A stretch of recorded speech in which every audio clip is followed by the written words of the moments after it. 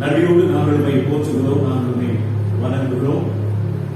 இந்த நவகாலத்தினுடைய 6வது வாரத்தில் தூய அந்திரைய குடும்பமாக எங்களை அழைத்து வந்த உடைய கிருபைக்கு நாங்கள் மனதார போற்றுகிறோம். ஆண்டவரே, உடைய கலிலேய இடைவெளி குறித்தும் இன்றைய ஒரு குடும்பமாக உங்களுடைய கிறிஸ்துவினுடைய பயணம் சிலுவையின் ஆண்மையில சிந்திக்கவும் அதை ஏற்றுக்கொள்ளவும் புரிந்து கொள்ளவும் புதிய ஆவியானவரே உங்களுடைய ஆற்றலை தர வேண்டும் என்று நாங்கள் ஜெபிக்கிறோம்.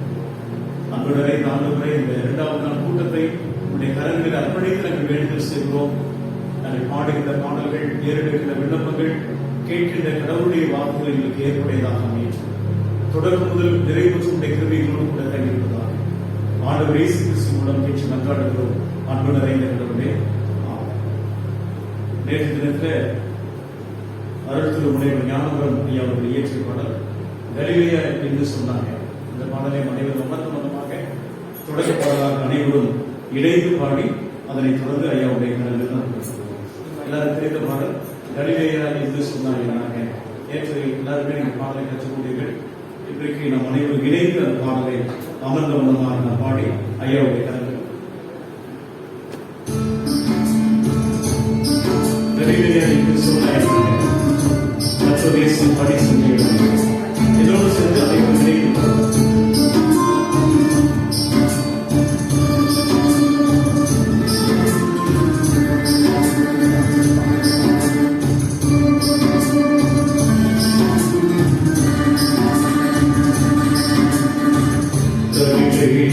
என்று சொன்ன என்னாங்க கர்த்தரை சுபாடி சென்ற இடமுங்க கலிலேயா என்று சொன்னார் என்னாங்க கர்த்தரை சுபாடி சென்ற இடமுங்க நடிபடைந்த மாந்தர் வாழ்ந்த நாடுங்க நடிபடைந்த மாந்தர் வாழ்ந்த நாடுங்க நம்ம நாரேசு அன்பு செஞ்சார் பாருங்க கேளுங்க கலிலேயா என்று சொன்னார் என்னாங்க கர்த்தரேசு பணி செஞ்ச இடமுங்க.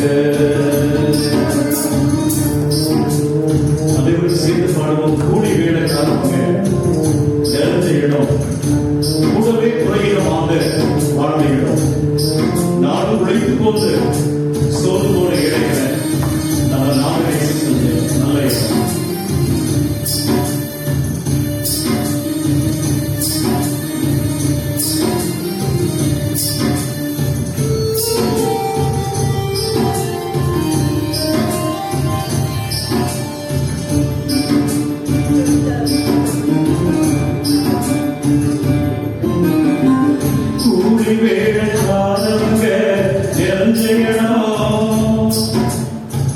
கூடவே குறையினமாக வாழ்ந்த இடம், குடி வேணாக நிறைஞ்ச இடம், கூடவே குறையினமாக வாழ்ந்த இடம், நாடு மொழிக்கு சொந்து போன ஏழைகள, நாடு மொழிக்கு சொந்து போன ஏழைகள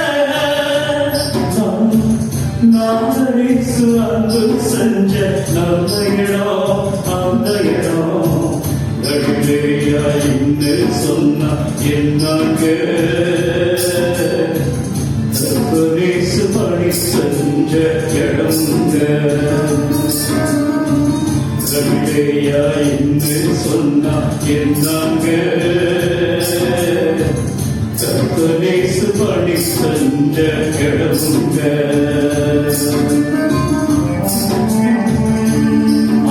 ஆடுகளை போல மாந்தரெல்லாம் அடைக்கழித்து சிந்தருண்டாய் வாழ்ந்தனர். எல்லாரும் சேர்ந்து பாடுவாங்க.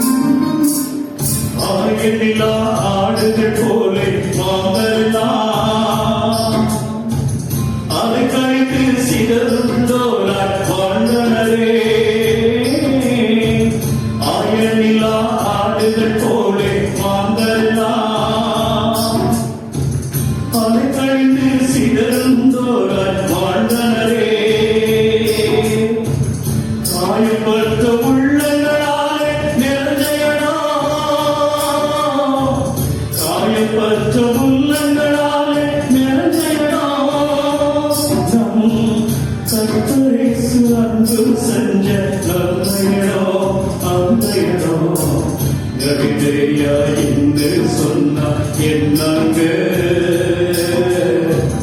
கர்த்தரேசு பணி செஞ்ச இடமுங்க கவிதையா என்று சொன்னா என்னங்க கர்த்தரேசு பணி செஞ்ச இடமுங்க. கடைசி சனத்தில் தான் பண்ணுவோம். இன்றைய கலிலேயா என்னாங்க ஏழை மாதர் வாழ்கின்ற இடம். அங்கேதான் ஆண்டவர் இயேசு இருக்கின்றார். நம்முடைய அன்புபடி செய்ய நம்மை அழைக்கிறார். சேர்ந்து பண்ணலாம்.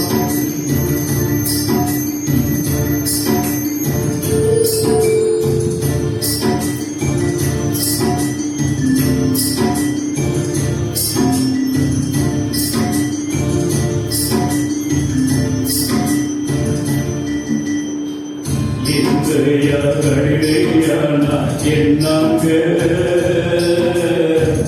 ஏழை மாத வாழ்கின்ற இடமுங்க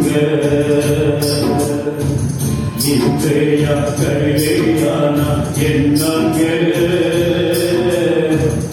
ஏழை மாத வாழ்கின்ற இடமுங்க.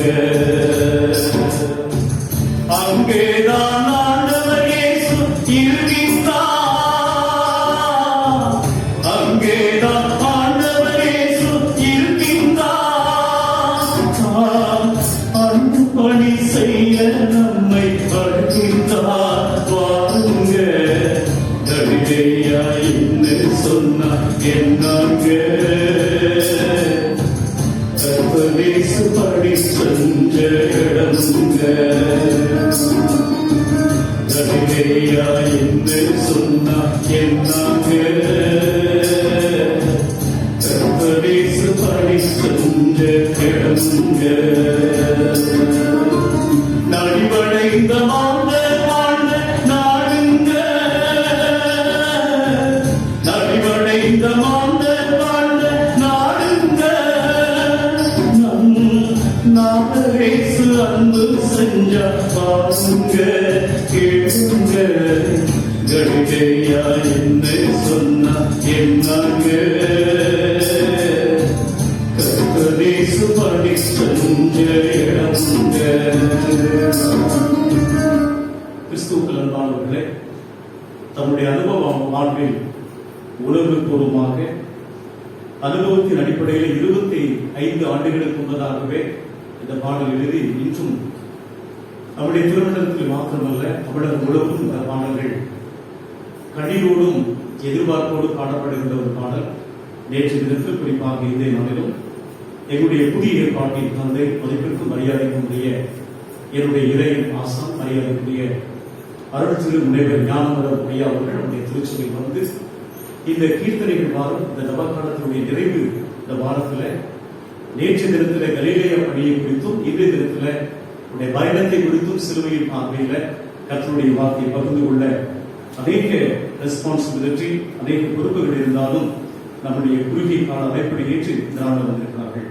உள்ளபடியே நாம் கொடுத்து வைத்தவர்கள் அவருடைய இருப்பு அவருடைய பகிர்வு நம்முடைய ஒரு குடும்ப தூய அந்தரைய மக்களுக்கு அனைவரும் இந்த 2வது நாளில அவருடைய பயணத்தை குறித்து சிலுவையின் பார்வையிலே பகிர்ந்து கொள்ள கரம் பெற்றி அருள் திரு முனைவர் ஞானமரம் ஐயா அவர்களே அன்போடு கூட கடவுளுடைய வார்த்தை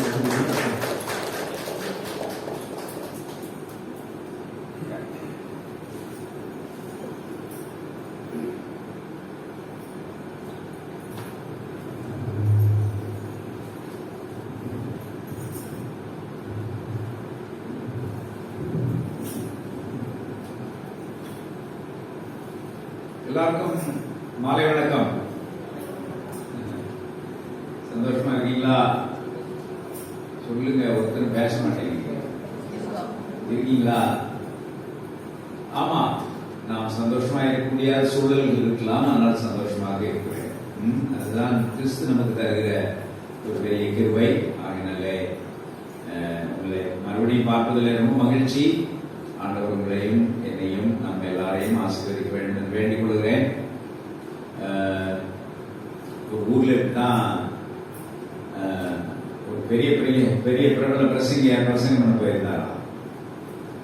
கன்வென்ஷன் அப்படின்னு போட்டு அவரை பிரசங்கம் பண்ண கூப்பிட்டுருந்தாங்க.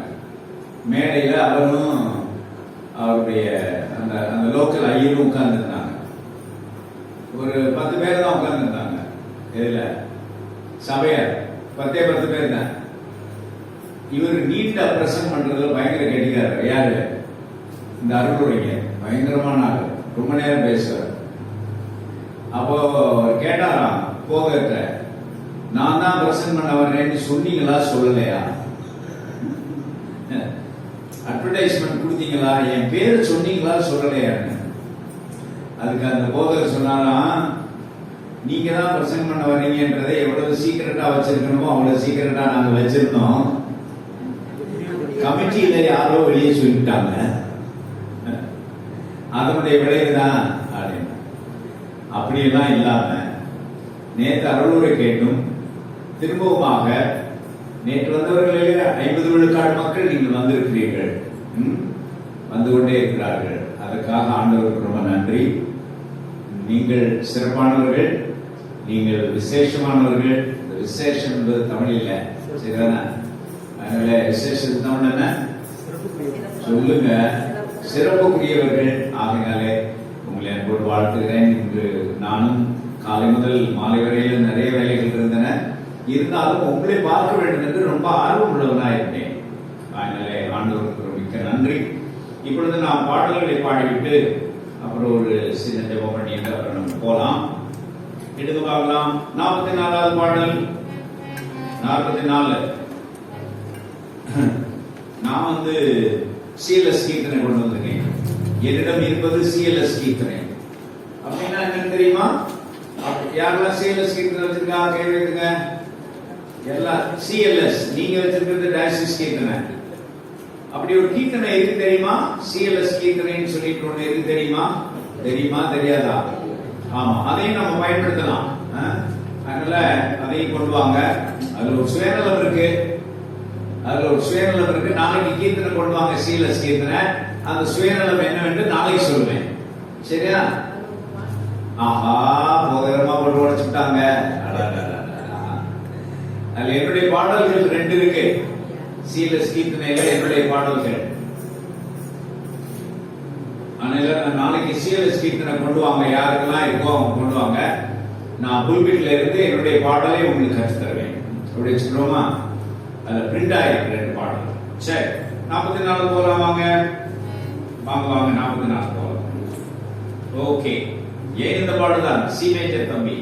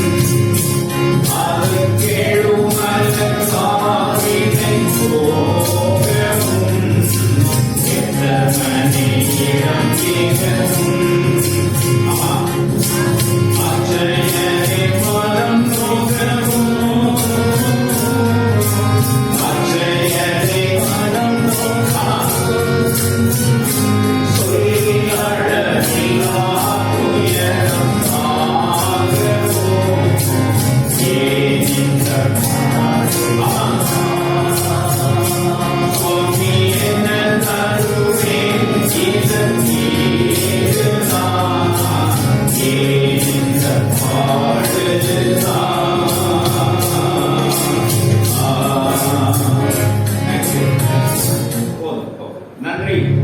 45 விட்டுருவோம், 46 விட்டுருவோம், 47 போவோம். சுலபமான பாடல்கள் எல்லாம் பாடிடுவோம். சுலபமான பாடல். சகானா, நீங்க யார் சகானா இருக்கீங்களாங்க? இல்ல ராகத்தின் பேர்ல யாருடைய பேர் இருக்கு சொல்லுங்க. யார் வச்சிருக்கா? யாராச்சும் ஒரு ராக பெயர் சொல்லுங்க. பாகேஸ்வரி இருக்கீங்களா? அதெல்லாம் வைக்க மாட்டாங்க கிறிஸ்தவத்துல. சொல்லுங்கய்யா, கிறிஸ்தவத்துல இருக்கிற இது ராகத்தின் பெயர்கள் உண்மை இல்லைல்ல? ஆமா, நமக்கு தெரிய சகானா மட்டும். ஆனந்தனுடைய மக பேர் சகானா. நம்ம கீழ்வாசல்ல ஹென்றி ஐயா அவங்களுடைய மகன் ஆனந்த் ஹென்றி, அவங்க மக பேர் சகானா. நல்ல பேர், சரியா? ஆமா, ஓகே. ஆதம் புரிந்த பாவத்தாலே சகானா. ஆதம் புரிந்த பாவத்தாலே மனுடனாகி வேதம் புரிந்த சீரை விடுத்தீரோ பரனே. ஏவை பறித்த கணியாலே விளைந்த எல்லாம் பாவத்துக்காக பலி ஆனீரோ பரனே.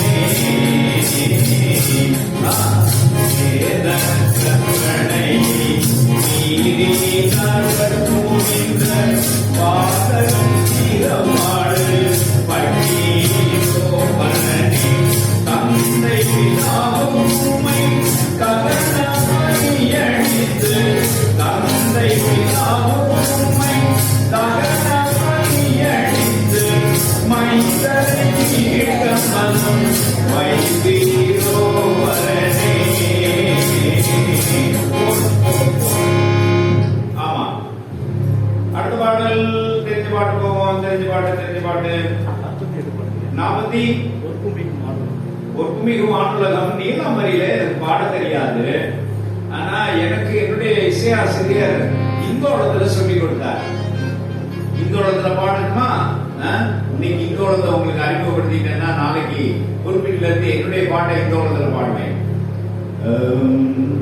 சி தம்பி, சி சி மட்டும் இல்லை, ஒரே ஒரு காரணம். சமகமணி தனிசா சாமித மகசா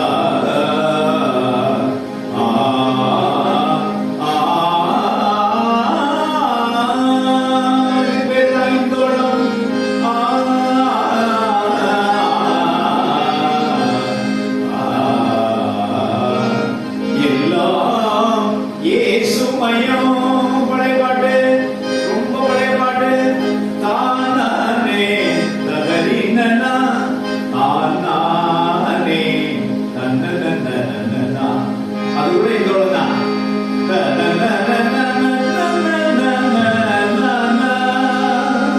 ரெடியா? ரெடியா? பொற்புமிகும் வானுலகம் பூவுலகம் படைத்தவர பொருளே. பொற்புமிகும் வானுலகம் பூவுலகம் படைத்தவர பொருளே. இங்கே கொண்டு சரணனையில் வந்து நிற்கும் காரணமின் கோவே.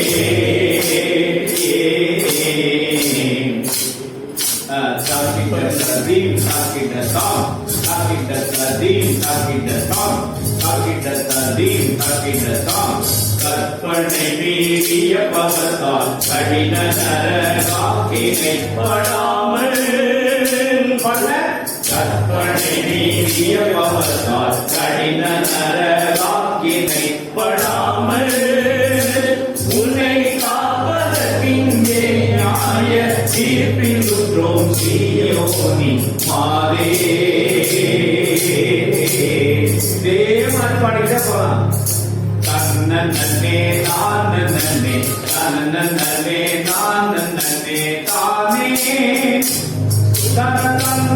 தன்னே தன்னே தானே தன்னே தானே. இப்போ ரெண்டாவது சரணம்.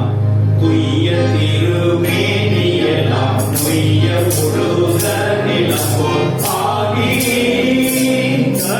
சோரி சிந்த வாரதிலாம் நீரடிக்க பட்டன கோவே.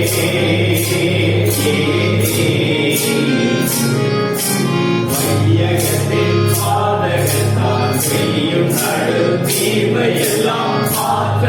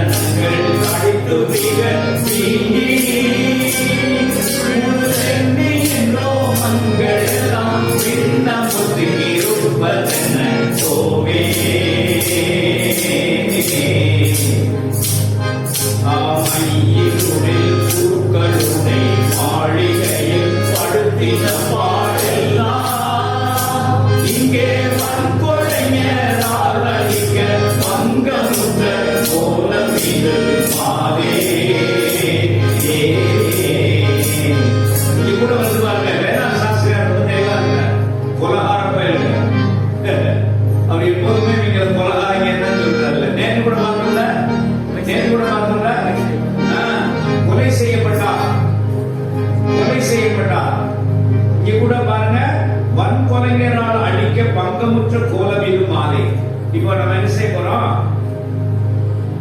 சீயோனுக்கு நீங்க பாட போறீங்க, கிறிஸ்துவுக்கு நான் பாட போறேன். எங்க பாக்கலாம்? ரெடியா? சீயோனுக்கு நீங்க பாடுவீங்க, கிறிஸ்துவுக்கு நான் மட்டும் பாடுவேன். உங்களோட போதரையா சேர்த்துருவாரு. போதரையாவுக்கு இந்த பாட்டு நல்லா தெரியும். பாடமா? பூமியும்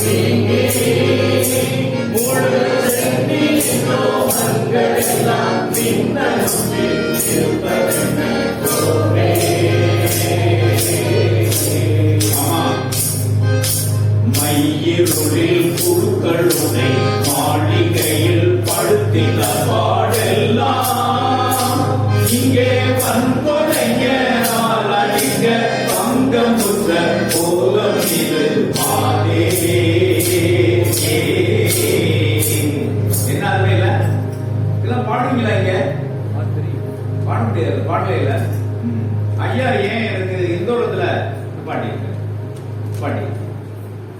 ஐயா ஏன் எனக்கு இந்தோளத்துல சொல்லி தந்தாங்கன்னு எனக்கு தெரியல. பாடுறது நல்லா இருக்குல்ல. அது என்ன ராகத்துல? முதல்ல நீலாம்பரியில இருக்கு. நீலாம்பரி ரொம்ப நல்ல ராகம், சுவையான ராகம். ஆனா நீலாம்பரி கொஞ்சம் அழுகை வரக்கூடிய ராகம். இது இந்தோளம் கொஞ்சம் தடிப்பான ராகம். ரைட். இந்த ஒரே ஒரு பாடல் பாடுமா? ஒரே ஒரு பாடல். ஐயா நீரென்று. ஆமா, ஐயா நீரென்று. அது ஒரு சோகராகம். 53 நல்ல சோகராகம். அது பாடுவோமா? அல்லது கல்வாரி மலையோரம் பாருங்க சொல்லி கொடுத்தனா? அப்ப அது போயிடுவோம். கல்வாரி மலையோரம் பாருங்க 54 போவோம். ரொம்ப நல்லா இருக்கும். நீங்க டாக்ஸிஸ் பாட்டு கொடுத்ததுல 55, சிஎல்எஸ்ல 54. நாளைக்கு எல்லாரும் சிஎல்எஸ் கொண்டு வரணும். யார் வீட்டுல சிஎல்எஸ் இருக்கு? கை வைத்துங்க. பரவாயில்ல. 1 2 3 4 5 6 7 8 9 பரவாயில்ல ஐயா. ஆமாமா, சந்தோஷம். வாங்க, கொண்டு வாங்க. நாளைக்கு என்னுடைய பாடல் கற்று தருகிறேன். ரெக்கார்ட் பண்ணிக்கிறீங்க நாளைக்கு. இது கூட நீங்க இப்ப கூட ரெக்கார்ட் பண்ணிடலாம். அங்க இருக்கோ. I'm so sorry. அதாவது ரெக்கார்ட் பண்றதுக்கு சாரி இல்ல, நான் பார்க்காததுக்கு சாரி. நான் கொஞ்சம் கவனமா தான் இருக்கணும். ஆமா, யூ ஆர் கேப்சர்ட். ஆமா ஆமா, சரி பாத்துக்கலாம். பிரச்சனை இல்லை. யூ ஹவ் பீன் ஃப்ரேம்ட் அப்படின்னு ஒரு ப்ரோக்ராம் உண்டு இங்கிலாந்து நாட்டுல. யூ பீன் ஃப்ரேம்ட் அப்படின்னு. ரைட், போலாம். 54வது பாடல் அல்லது உங்க புத்தகத்துல 55. ஆனந்த பைரவி தெரியுமா? ஆனந்த பைரவி எப்படி வரும் தெரியுமா? சகரி கபபத பசா. தெரியுமா உங்களுக்கு ஆனந்த பைரவி? தெரியுமா? தெரியாதா? சனனனன தானனனனன ததரினனனனனே தானனனனனே தானனனனனே. கவனிங்க. தானனனனனன தானனனனனன தனனனனனனே தனனனனனே தனனனனனனே தனனனனனனே ஆனன. தேவனே நான் உமது அண்டையில் இன்னும் நெருங்கி சேர்வனே என் ஆவர் பூமியில். 198 எடுத்து பாருங்க. என்ன ராகம்னு? 198 தானே அது. பழைய கீர்த்தனையில 198. நீங்க வச்சிருக்கிற கீர்த்தனையில என்ன இருக்கு பாருங்க? 198 தானா? எனக்கு மட்டும் தான் மாறும். எனக்கு மட்டும் தான் மாறும். ஆமா. தானனானே தானனானே தானனானே தானனானே தலரினனனனன தனனானனனனே. சரியா? அது பேர் தான் ஆனந்த பைரவி. சொல்லுங்க. ஆனந்த பைரவி நம்ம பாடுவோமா? நல்ல பாட போறோம். நல்ல பாட போறோம். அருமையான ராகம். ஆமா. என்ன வேடிக்கைனா, இளையராஜா ஆனந்த பைரவியை ரொம்ப அருமையா பயன்படுத்துவாரு, சூப்பரா பயன்படுத்துவாரு. அப்படியே தேவனே நான் உமதண்டையில அப்படியே உண்டா பண்ணாரு. தாயும் நானே தங்கையிடமானே. ஞாபகம் இருக்கா இல்லையா? இல்லையா? அதெல்லாம் உங்களுக்கு தெரியாது பாவம். நீங்க அப்படியே அப்படியே தாலாட்டு பாடும் வாயும் நானே மன்ன பூந்தேனே. சுத்தமா தேவனே நான் உமதண்டையில் ஒரு பயங்கரமான ஆள் இல்ல? அப்படியே இல்லையா? ஆமா, பயங்கரமான ஆள். கேட்டா அது எனக்கு சொந்ததானே அப்படின்னு சொல்லுவாரு. அவர் ஒரு கிறிஸ்தவர் தானே. அவங்க சகோதரி ஒரு பைபிள் உமன். தெரியுமில்ல உங்களுக்கு? யாரு? கம்பத்துக்காரர்கள் நேற்று வந்தாங்களே, இன்னைக்கு வரலையே. அம்மா வந்துட்டீங்கல்ல, அப்புறம் என்ன? ரைட், உங்களுக்கு தெரியாததா? நான் புதுசா சொல்ல போறேன். ரெடி? கல்வாரி மலையோரம் வாரும், கல்வாரி மலையோரம் வாரும், பாவம் தீரும் பாவம் தீரும், கல்வாரி மலையோரம் வாரும். செல்வராய கிறிஸ்து யாகேஷ தூங்குகிறாரே, சாக்கதினி கஜோன சாக்கதினி. கல்வாரி மலையோரம் வாரும், பாவம் தீரும் பாவம் தீரும், கல்வாரி மலையோரம் வாரும். லோகத்தின் பாவம் எல்லாம் ஏகமாய் திரண்டு மட, லோகத்தின் பாவம் எல்லாம் ஏகமாய் திரண்டு நொம்பலப்பட வைக்க ஐயன் நேருண்டு. தாகத்தான் உடல்வாடி கருகிய சூழ்ந்து சடலமெல்லாம் முகிர பிரளயம் சுரண்டு ஆகின்றாரே நமது சாதா ஜீவ சாதா ஜோதி. கல்வாரி மலையோரம் வாரும்,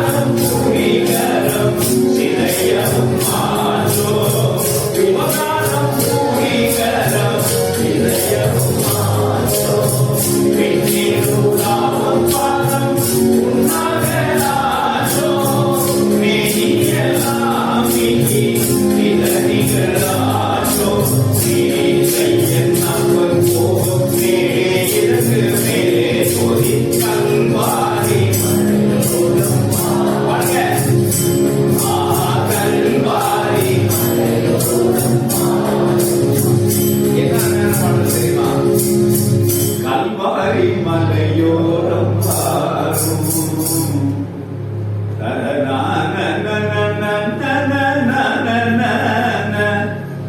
நம்பினேன் உமதடிமை நானையா திடப்படுத்தி எந்தனை நடத்தி காவதும் கடமை தானையா. வேற காலம் ராகம் இதுதான், அதேதான், ஒரே ராகம் தான். நம்ம ஆனந்த பைரவி ராகம் போதுமா? படிக்கிறோமா? ரைட். ஒரு கதை சொல்லவா? இன்னைக்கு நிறைய கதை கொண்டு வந்திருக்கேன். நேற்றுக்கு சிலர் நீங்க எப்படி கதை சொல்லாம ஒரு ஊர்ல இந்த கதையை ஏற்கனவே இங்க விட்டுருவேன். இந்த கதை ஏற்கனவே உங்களை விட்டுருவேன். ஆமா, இப்போ ஒரு கதை சொல்றேன், அப்புறம் இடையில ஒரு கதை சொல்றேன். ஒரு ஊர்ல என்னை மாதிரி பாட்டுக்காரர் இருந்தார். எல்லாமே பாட்டுக்காரர் கதை இன்னைக்கு. ஆமா, போதர் கதையெல்லாம் சொல்ல மாட்டேன், அதான் சும்மா சொல்லக்கூடாது. ஒரு போதர் மாதிரி நம்ம கூப்பிட மாட்டேங்கிறாங்க, போதர் மாதிரி கதை சொன்னாங்க. அப்போ ஒரு பாட்டுக்காரர் நம்மள மாதிரி இருந்தார், என்னைய மாதிரி. அவரு ஒரு நாள் ஒரு காட்டு பாதை வழியா தனியா போயிட்டு இருந்தாரு. குட்டிமா கவனிக்கிறியா? குட்டிமா காட்டு பாதை வழியா தனியா போறாரு. காட்டுக்குள்ள என்னதான் இருக்கும் சொல்லுங்க, சொல்லுங்க. காட்டுக்குள்ள என்னதான் இருக்கும்? சிங்கம், அப்புறம் புலி, ஆமா மரியதாசன் புலி, கரடி, அப்புறம் ஓனாய், இதான் சொல்லிருக்கீங்க. எதை சொல்ல போறீங்க? மானு, போதரமாக்கு மானு. அப்புறம் சரி சரி, இப்படி தனியா போய்கிட்டு இருந்தாரு. தனியா பயந்துகிட்டே போனாரு. பயங்கரமான காடு. அப்போ அவர் போகும்போது தனியா போனாரா, ஒரு சிங்கம் வந்து அவருக்கு முன்னாடி இருந்துச்சு. ஆஹா, சிங்கம் பாத்துருக்கியா? எங்க பாத்துருக்க? காட்டுக்குள்ள பாத்துருக்கலாம். இயேசுவே ரட்சியம். ஏப்பா, மதுரைக்காரங்க சிங்கம் பாத்துருக்கேன்னு சொல்றாங்க. மதுரையில நாம வந்து ஒரு ஒரு ஒரு லெஷலியா போறதுக்கு ஒரு இடம் கூட கிடையாது. மதுரை அந்த விஷயத்துல ரொம்ப மோசமான ஊர். சென்னைக்கு போனீங்கன்னா மண்டலூர் இருக்கு. நம்ம ஊர்ல ஈவன் ஒரு பூங்கா கூட இருக்காது. பூங்காக்கள் இருந்தா அங்கேயும் கட்டடத்துல கட்டி வச்சுக்குவேன். வைகை ஆறையே வாய்க்காலா பண்ணிவிட்டாங்களே மதுரை. வைகை ஆறு எப்படி ஆகி போச்சு சொல்லுங்க? வாய்க்காலா போச்சு. ஜாக்கிரதை. இந்த ஊருடைய படுவேதனைகளை பற்றி நாம் பேச ஆரம்பித்தால் ரொம்ப கஷ்டம். சரி, எங்க பார்த்த? காட்டுல பார்த்துக்கலாம். சரி, அப்போ கதை போகும். ஒரு சிங்கம் வந்து முன்னாடி நின்றுச்சு. முன்னாடி நின்று நான் உன்னை அடிச்சு திங்க போறேன் அப்படின்னுச்சு. தெரியுமா மலையரசன் கதை? தெரியுமா? ராம்நாட்ல கேட்டார் அவரை பாருங்க. அப்போ உன்னை அடிச்சு திங்க போறேன் அப்படின்னுச்சு. அப்ப அவர் சொன்னாரு, நீ அடிச்சு தின்னுறாத, நான் முக்கியமான இடத்துக்கு பாட்டு பாட போறேன் சொல்லலாம்ல சொல்லிட்டு. உடனே அந்த சிங்கிங் அடிச்சு என்ன பெரிய பாடகரா நீ அப்படின்னு. உடனே இவர் சொன்னாரு, என் பாட்டு திறமை உனக்கு தெரியாது அப்படின்னாரு. என்ன உன்னுடைய பாட்டு திறமை? அதுக்கு அந்த பாடகர் சொன்னாரு, நான் பாடினா மக்கள்லாம் மயங்கிடுவாங்க. மக்கள்லாம் பேர் என்ன? ஜோசப்பா? ஆமா, ஜோசப் தான் கதை. ஜாஷுவாவா? எப்பா? அப்போ மக்கள்லாம் மயங்கிடுவாங்க அப்படின்னாரு. உடனே அந்த சிங்கம் சொல்லுச்சு அவர்கிட்ட, இப்ப நமக்குள்ள ஒரு போட்டி வச்சுக்குவோம். நீ இப்பவே இங்கேயே 2 பாட்டு பாடி சொல்லுங்க, என்ன மயக்கிது? நான் மயங்கிட்டா உன்னை கடிச்சு திங்க மாட்டேன், இல்லாட்டி சொல்லுங்க நான் உன்னை தின்னு விடுவேன் அப்படின்னு. இவர் ருசுக்கு ஆசைப்பட்டு இப்ப நான் பாடணும் இல்ல, அதே மாதிரி 2 பாட்டு தான் பாடினாரு. எத்தனை பாட்டு? 2 பாட்டு பாடினாருமா. 2 பாட்டு பாடி முடிஞ்ச உடனே அந்த சிங்கம் மயங்கி பொத்துன்னு கீழே விழுந்துருச்சு. மயங்கி விழுந்துருச்சு, தடாலும் விழுந்துருச்சு. இவருக்கு ஒரே சந்தோஷம், சிங்கத்தையே மயக்கிற அளவுக்கு நம்ம பாட்டு பாடி இருக்கமே சொல்லிட்டு விழுந்தடிச்சு ஓடுனார். ரொம்ப தூரம் போயிட்டு திரும்பி பார்த்தாரு, சிங்கம் எதிர்த்து. அந்த சிங்கம் படுத்தே கிடந்துச்சு, மயங்கி படுத்து கிடந்துச்சு. ஆஹா, நம்ம பாட்டுக்கு இவ்வளவு மவுசு இருந்திருக்கே, இவ்வளவு பவர் இருந்திருக்கே அப்படின்னு சொல்லிட்டு ஓடி மறைஞ்சிட்டார். ஓடி என்ன செய்தாரு? மறைஞ்சிட்டார். அவர் ஓடி மறைஞ்சிட்டாருன்றத தெரிஞ்சுக்கிட்டு போயிட்டானா இல்லையா நீ எந்திரிச்சு லேசா தலையை தூக்கி பார்த்துச்சான். போயிட்டானா இல்லையா? ஆள் போயிட்டாரு, நீ வரமாட்டாருன்றத முடிவு பண்ணிக்கிட்டு எந்திரிச்சு நின்று சொல்லுச்சான் அந்த சிங்கம், நல்ல வேலை 2 பாட்டோட மயந்த மாதிரி நடிச்சு கீழே விழுந்தேன். இல்லாட்டி அந்த பையன் பாடியே என்னை கொன்றுப்பான். நான் 3 நாள் பாட்டு பாடினேன். நீங்க என்ன அமைக்கிறோ எனக்கு தெரியாது. அதுக்கு நான் பொறுப்பு இல்லை, அது அந்த ஐயர் தான் பொறுப்பு. சரியா? உங்க ஐயர் தான் பொறுப்பு. இன்னைக்கு பாடுறேன், நாளைக்கு பாட போறேன். இப்போ நேற்று என்ன தலைப்புல நம்ம ஆண்டவருடைய வார்த்தையை சிந்திச்சோம் சொல்லுங்க? இயேசுவின் கலிலேய ஊழியம். பார்த்தோமா? என்ன முக்கியமான விஷயங்கள்லாம் நாம என்ன சிந்திச்சோம் அப்படின்னு சொல்லிட்டு இன்னைக்குரிய பொருளை நான் உங்களுக்கு விளக்கி சொல்ல போறேன். இன்னைக்கு வேற ஒரு பொருள் கொண்டு வந்திருக்கிறேன். இயேசுவின் கலிலேய ஊழியத்துல நேற்றைக்கு கவனிங்க, நேற்றைக்கு நான் சொன்னேன், எஸ் இயேசுவின் கலிலேய ஊழியத்துல நான் நேற்றைக்கு உங்களுக்கு சொன்னேன், S rereading the Galilean ministry of Jesus from the perspective of the cross. இல்லையா? அவருடைய வாழ்க்கையில 95 விழுக்காடு ஊழியத்தை எங்கதான் செய்தார்? கலிலேயாவில். எப்படி?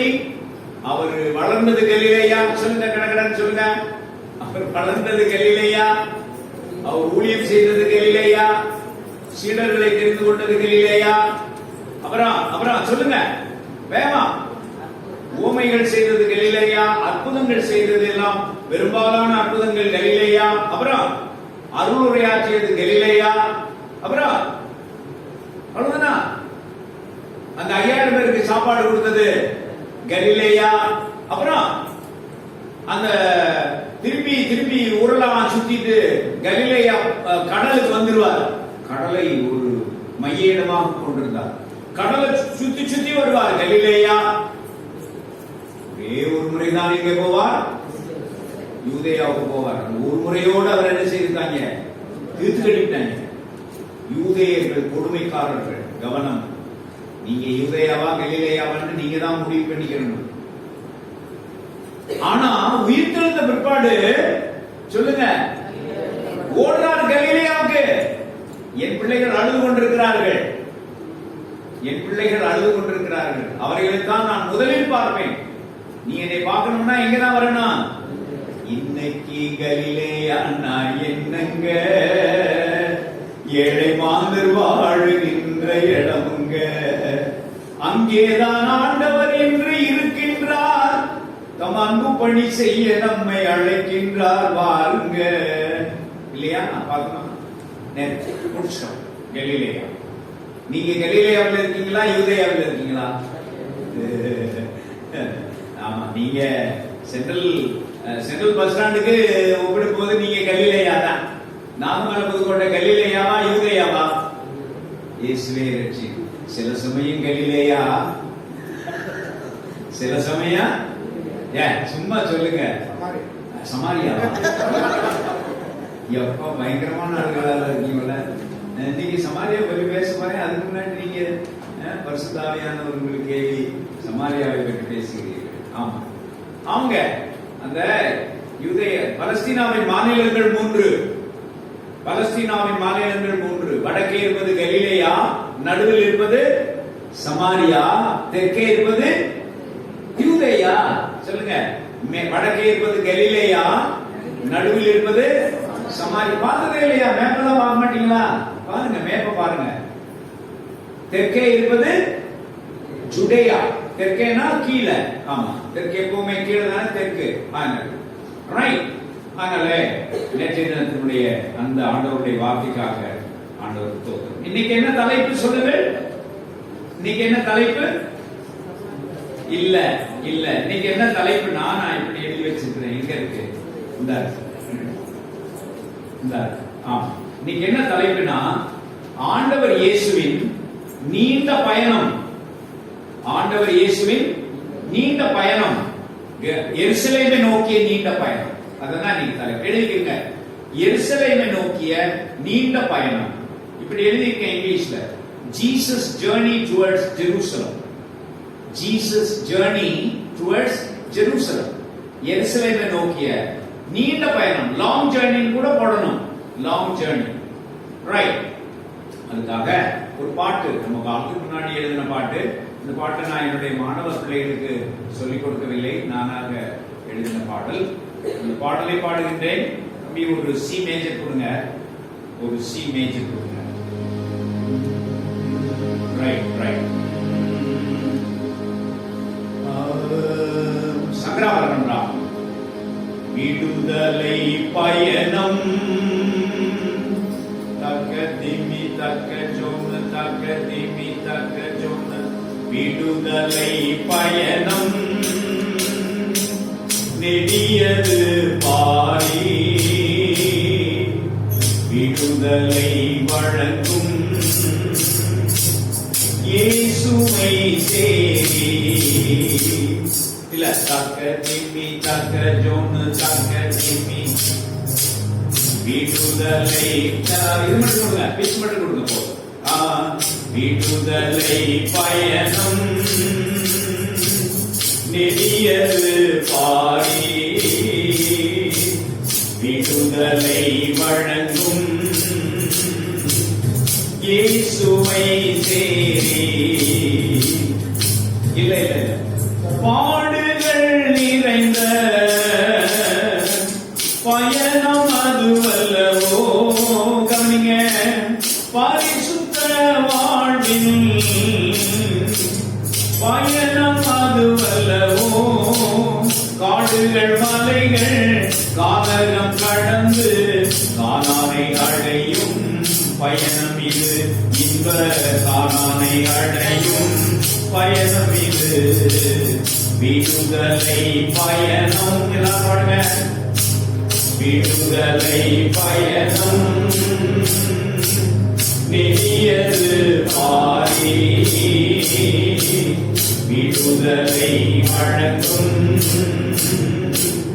இயேசுவை தேடி. இயேசு கிறிஸ்து எனும் புதிய மூசையினால் பாடுங்க. இயேசு கிறிஸ்து எனும்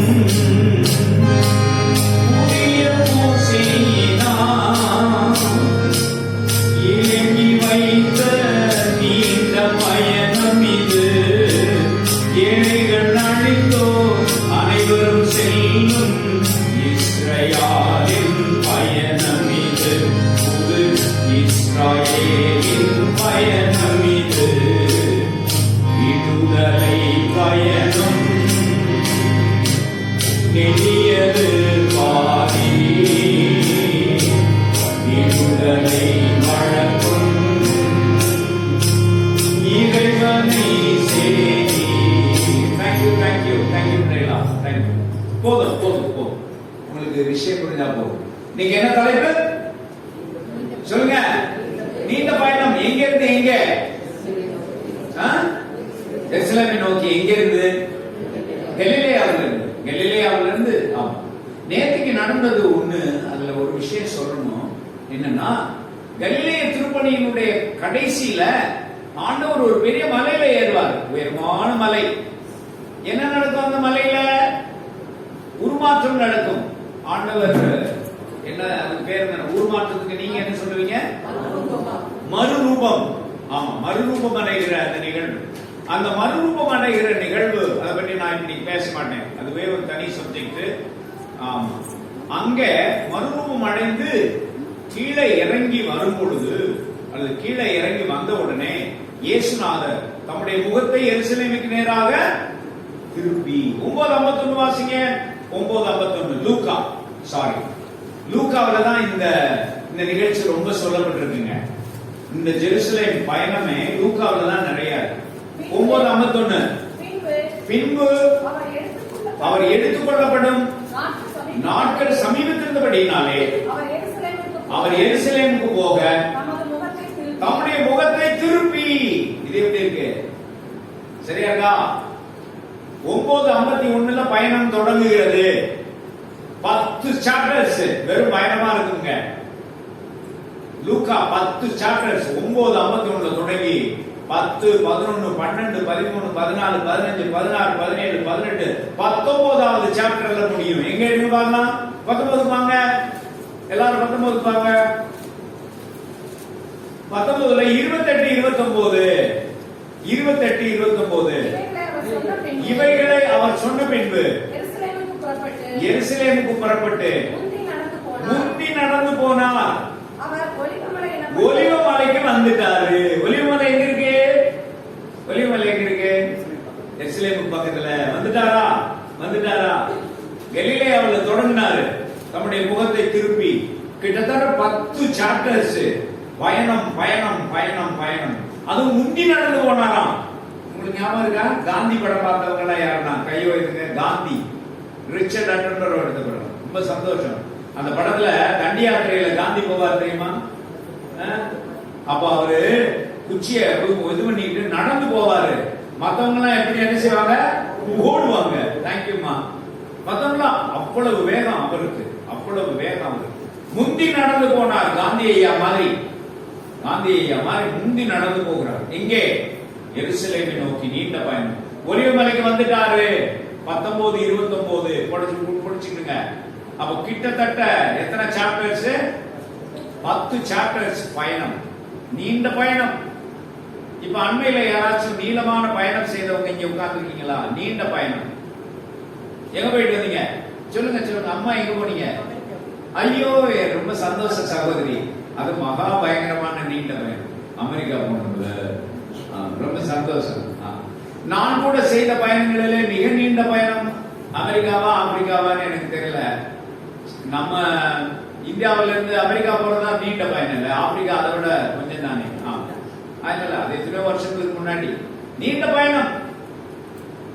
அதே மாதிரி இங்க ஆண்டவராகிய இயேசு கிட்டத்தட்ட எத்தனை வாரம்? அது கலிலேயாவிலிருந்து எருசலேமுக்கு எத்தனை நாள் நடக்கணும் தெரியுமா? அது சொல்லுங்க. கலிலேயாவிலிருந்து எருசலேமுக்கு எத்தனை நாள் நடக்கணும்னா, நான் ஒரு முறை பலஸ்தீனா போயிருந்தேன் 1991. நான் அங்க இங்கிலாந்து நாட்டில் படிச்சுட்டு இருக்கும் போது எங்களை ஒரு 40 பேர் ஆக்ஸ்போர்ட்ல இருந்து பேராசிரியர்கள், மாணவர்கள், போதகர்கள், பிஷப்கள் எல்லாரையும் கூட்டிட்டு போனாங்க. ஒரு 40 பேர் கலிலேயாவில் ஒரு பஸ்ல ஏறணும். ஒரு ஏசி பஸ்ல. யூதேயா எருசலேமுக்கு வந்த போது 6 மணி நேரம் ஆச்சு. கலிலேயாவில் இருந்து ஒரு பஸ்ல பயங்கர ஸ்பீடு. நம்ம பஸ் மாதிரி இல்லையா? பயங்கர ஸ்பீட்ல வரும். 6 மணி நேரத்துல வந்துட்டாங்க. ஒரு 6 மணி நேரத்துல ஒரு பஸ்ல போய் சேரணும்னா அந்த ஊர் பஸ். கவனம். நம்ம ஊர் பஸ் இல்ல. நடந்து போனா எவ்வளவு நேரம் ஆகும் சொல்லுங்க மரிதாஸ்? 6 நாள் ஆகுமா? அப்படியா? ஒரு நாளைக்கு 1 மணி நேரம் தான் நடப்பாங்களா? இயேசுவே இறைச்சி ஐயருமா. இங்க இருந்து 6 மணி நேரத்துல போகக்கூடிய பஸ் எவ்வளவு தூரம்? இங்க மதுரையில இருந்து சென்னை வச்சுக்கணுமா? அந்த ஊர் பஸ்னா சென்னைக்கு 6 மணி நேரத்துல போயிருங்க. அப்படி வச்சுக்கணும். இங்க இருந்து சென்னைக்கு நடந்து போகணும்னு சொன்னா அதுல ஊரா தெருவா பிரசங்கம் பண்ணிட்டு ஆளுகளை சோகப்படுத்திக்கிட்டு பேசிக்கிட்டு 1 மாசம் ஆகும். அந்தமா பாருங்க. மெதுவா தாங்க நடப்பாரு அவரு. இல்லங்க, நம்ம ஆண்டவர் பயங்கர வேகமா நடக்கிறவருங்க. 1 வாரம் 2 வாரம் போட்டுக்கிறோமா? 2 வாரம் அப்படி வச்சுக்கிறோமா? போலமா? 2 வாரம் நடந்திருக்கிறார். 1 மாசம்ன்றது ரொம்ப மெதுவா நடக்கிறது. என்னங்க ஊரூரா போகணும்ல, அது நல்லா இருக்கு. ஊரூரா போகணும்ல, அப்படி நம்ம பார்க்க போறோம். அது ஊரை பார்க்க போறோம். ஆக நீண்ட பயணம், அருமையான பயணம். இப்போ லூக்காவை எனக்கு ரொம்ப பிடிக்கும். லூக்காவை உடனே இது மரியாதை சொல்லுவாரு, நீங்க ராம்நாட்டில் பேசும்போது மத்தேயு உங்களுக்கு பிடிக்கும்னு சொன்னீங்களே அப்படின்னு. அந்த நேரத்துல யாரை அதிகமாக பிரசங்கம் செய்கிறேனோ அப்பொழுது சொல்லுங்க அவரை எனக்கு ரொம்ப பிடிக்கும். இப்பொழுது லூக்காவை ரொம்ப பிடிக்கும். ஏனட்டா இந்த பயணத்தை பற்றி பேசுகிறது யாரு? நம்ம லூக்கா பயண கட்டுரைகள் எழுதி பழக்கப்பட்டவர். எழுதிக்கங்க, எல்லாத்தையும் எழுதுங்க. யாரெல்லாம் பேப்பர் பென்சில் வச்சிருக்கீங்களோ, யாரெல்லாம் குறிப்பெடுக்கிறீங்களோ, அது உங்களுக்கு ரொம்ப நல்லது. எங்க பையன் தம்பிங்க? ஆமா, நீதான், உனக்கு தான் ரொம்ப முக்கியம். லூக்கா பயண கட்டுரைகள் எழுதி பழக்கப்பட்டவர். எடுத்துக்காட்டு சொல்லுங்க பார்க்கலாம். எடுத்துக்காட்டு எங்க பயணங்களை பற்றி எழுதுகிறார்? பவுல் சென்ற 4 பயணங்களை பற்றி எழுதுகிறவர் யாரு? என்ன சொல்ல மாட்டேங்கிறீங்க? லூக்கா தானே. அவர் எழுதின அப்போஸ்தலர் நடவடிக்கைகள் அப்போஸ்தலர் நடவடிக்கை யார் எழுதினது? அப்புறம் ஏன் பேச மாட்டேங்கிறீங்க? அவர் தானே எழுதினாரு. பவுலின் முதலாவது மிஷனரி பயணம், பவுலின் இரண்டாவது மிஷனரி பயணம், பவுலின் மூன்றாவது மிஷனரி பயணம், கடைசியாக ரோமாபுரிக்கு சென்ற பயணம். எத்தனை பயணங்கள்? 4 பயணங்கள். ஞாபகம் இருக்காமா? பெரியமா ஞாபகம் இருக்குல்ல? ஆமா, கட்டாயம் ஞாபகம் இருக்கு. ஆக இப்படி பயணங்களை பற்றி எழுதுவது, நாங்கள் அங்கு போனோம், அங்கே தங்கினோம், ஞாபகம் இருக்கா? ஞாபகம் இருக்கா? கப்பல் ஏறினோம், அப்படியெல்லாம் எழுதுவார். எனக்கு லூக்காவை ரொம்ப ரொம்ப பிடிக்கும். பயண நாவல்கள் வாசித்து பழக்கம் இருக்கா யாருக்காவது? பயணத்தின் மேலே நாவல்கள் இருக்கு. ஜாஷுவா வாசித்தியா? பயண கட்டுரைகள் வாசிக்கிறதே ஒரு தனி என்னது, ஒரு தனி அனுபவம். ஆமா, அதுக்குன்னே பயண கட்டுரைகள் வாங்கி வாசிப்பாங்க. யாராச்சும் பயண கட்டுரைகள் வாசிருக்கீங்களா? யாராவது எழுதின பயண கட்டுரைகள் சொல்லணும் போல இருக்கா? இல்ல இல்ல இல்ல. பயணங்களை மையமாக வைத்து வாஸ்கோ காமாவின் பயணங்கள் இல்லையா? அப்புறம் வேற யாரு? கொலம்பஸ் உடைய பயணங்கள். கொலம்பஸ் பயணம் படிச்சதுல கொலம்பஸ் எதை கண்டுபிடிச்சாரு? அமெரிக்காவை கண்டுபிடிச்சாரா? ஒரு வாத்தியார் அப்படிதான் சொல்லிட்டு இருந்தாரா பள்ளிக்கூடத்துல? நீ வாத்தியார் சொல்லுங்க, வாத்தியார் அப்படிதான் பள்ளிக்கூடத்துல சொல்லிட்டு இருந்தாரா? அமெரிக்காவை கண்டுபிடித்தவர் யார் அப்படின்னு சொல்லி கேட்டாரா? ஒரு பேருக்கு தெரியல. ஏண்டா கொலம்பஸ் தாங்க அமெரிக்காவை கண்டுபிடிச்சாரு அப்படின்னு ஒரு பேர் கேட்டானா? கொலம்பஸ் அமெரிக்காவை கண்டுபிடிச்சாங்கன்னா அதை தொலைச்சது யார் சார் அப்படின்னு கேட்டாங்க. கடியா இருக்கா? பயங்கர கடியா இருக்குல்ல? நீங்க மட்டும் கடிச்சவங்க சொல்ல, நான் சொல்லக்கூடாதா? அதனால பயண கட்டுரைகள் நிறைய படிக்கணும், நல்லா இருக்கும். இங்கே லூக்கா ஒரு பயண கட்டுரையாளர். சரி, நான் என்ன பண்ணிருக்கேன்னா ஒரு 8 பாயிண்ட் வச்சிருக்கேன். அரை மணி நேரம் தான் இருக்கு. இந்த அரை மணி நேரத்துல இந்த 8 பாயிண்டை சொல்லி முடிக்கணும். ஒண்ணு, பயணத்துல கைகாட்டிகள் ரொம்ப முக்கியமானது. கைகாட்டிகள் நடந்து போற பயணத்துல அல்லது ரோட்ல போகும்போது, விமானத்துல போகும்போது கைகாட்டி தேவையில்லை, கப்பல்ல போகும்போது கைகாட்டி தேவையான்னு எனக்கு தெரியல. ஆனா ரோட்ல போகும்போது என்ன வேணும்? கைகாட்டினா என்ன? கைகாட்டினா என்ன? எனக்கு ஒரு ஊருக்கு பேர் கைகாட்டின்னு எனக்கு தெரியும். இங்க இருந்து நம்ம சிவகங்கையில இருந்து காலாயிரம் கோயிலை தாண்டி அப்படி போய்கிட்டே இருந்தீங்கன்னு சொன்னா, நம்ம திருவாடானைக்கு முன்னாடி ஞாபகம் இருக்கா? ஊர்க்காரர் இங்க உட்கார்ந்து இருக்கிறாரு, எனக்கு தெரியும். அங்க கைகாட்டின்னு ஒரு ஊர் இருக்கு.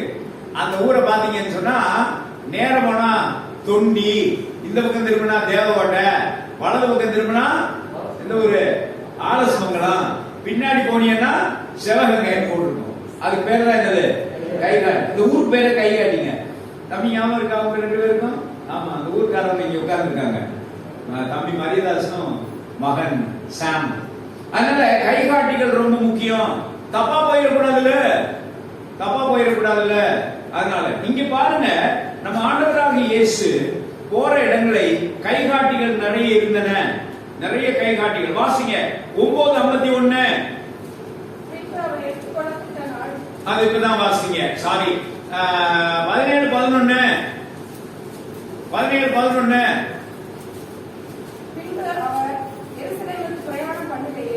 பிரயாணம் பண்ணுகையில் சமாரியா கலிலேயா வழியாக வந்தார். கைகாட்டிகள். 19:28.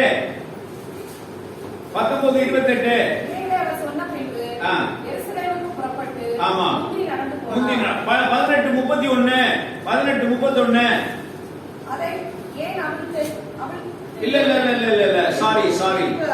பின்பு அவர் இதோ எருசலேமுக்கு போகிறோம். கைகாட்டி.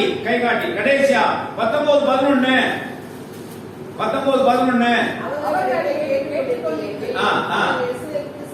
எருசலேமுக்கு சமீபமா வந்திருக்கு. கைகாட்டி அப்படியே போயிட்டே இருக்கு. இந்த கைகாட்டியில ரொம்ப முக்கியமானது என்ன தெரியுமா?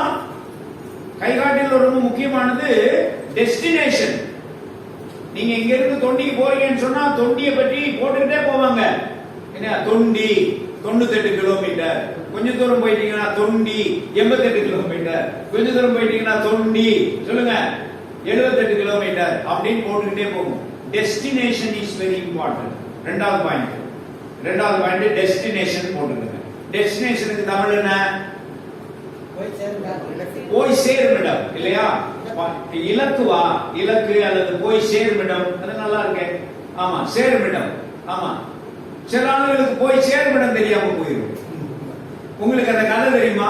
ஒரு அருமையான கதை, நகைச்சுவையான கதை வச்சிருக்கேன். பெர்னார்ட் ஷாவை தெரியுமா? பெர்னார்ட் ஷான்னு ஒரு பெரிய பிலாசபர், அவர் PhD படிச்சவர், டாக்டர் பெர்னார்ட் ஷா. ஆமா, பயங்கரமான இந்த டாக்டரேட் படிச்சவங்க அப்படிதான் இருப்பாங்க போல தெரியுது. அது கொஞ்சம் கவனமாவே இருங்க, கவனிங்க. ஆமா, அதை பத்தி அப்புறம் பேசுறேன், டாக்டர் படத்தை பத்தி. இப்போ இவர் பெர்னார்ட் ஷா என்ன பண்ணாரு, ஒரு ட்ரெயின்ல போய்கிட்டு இருந்தார்.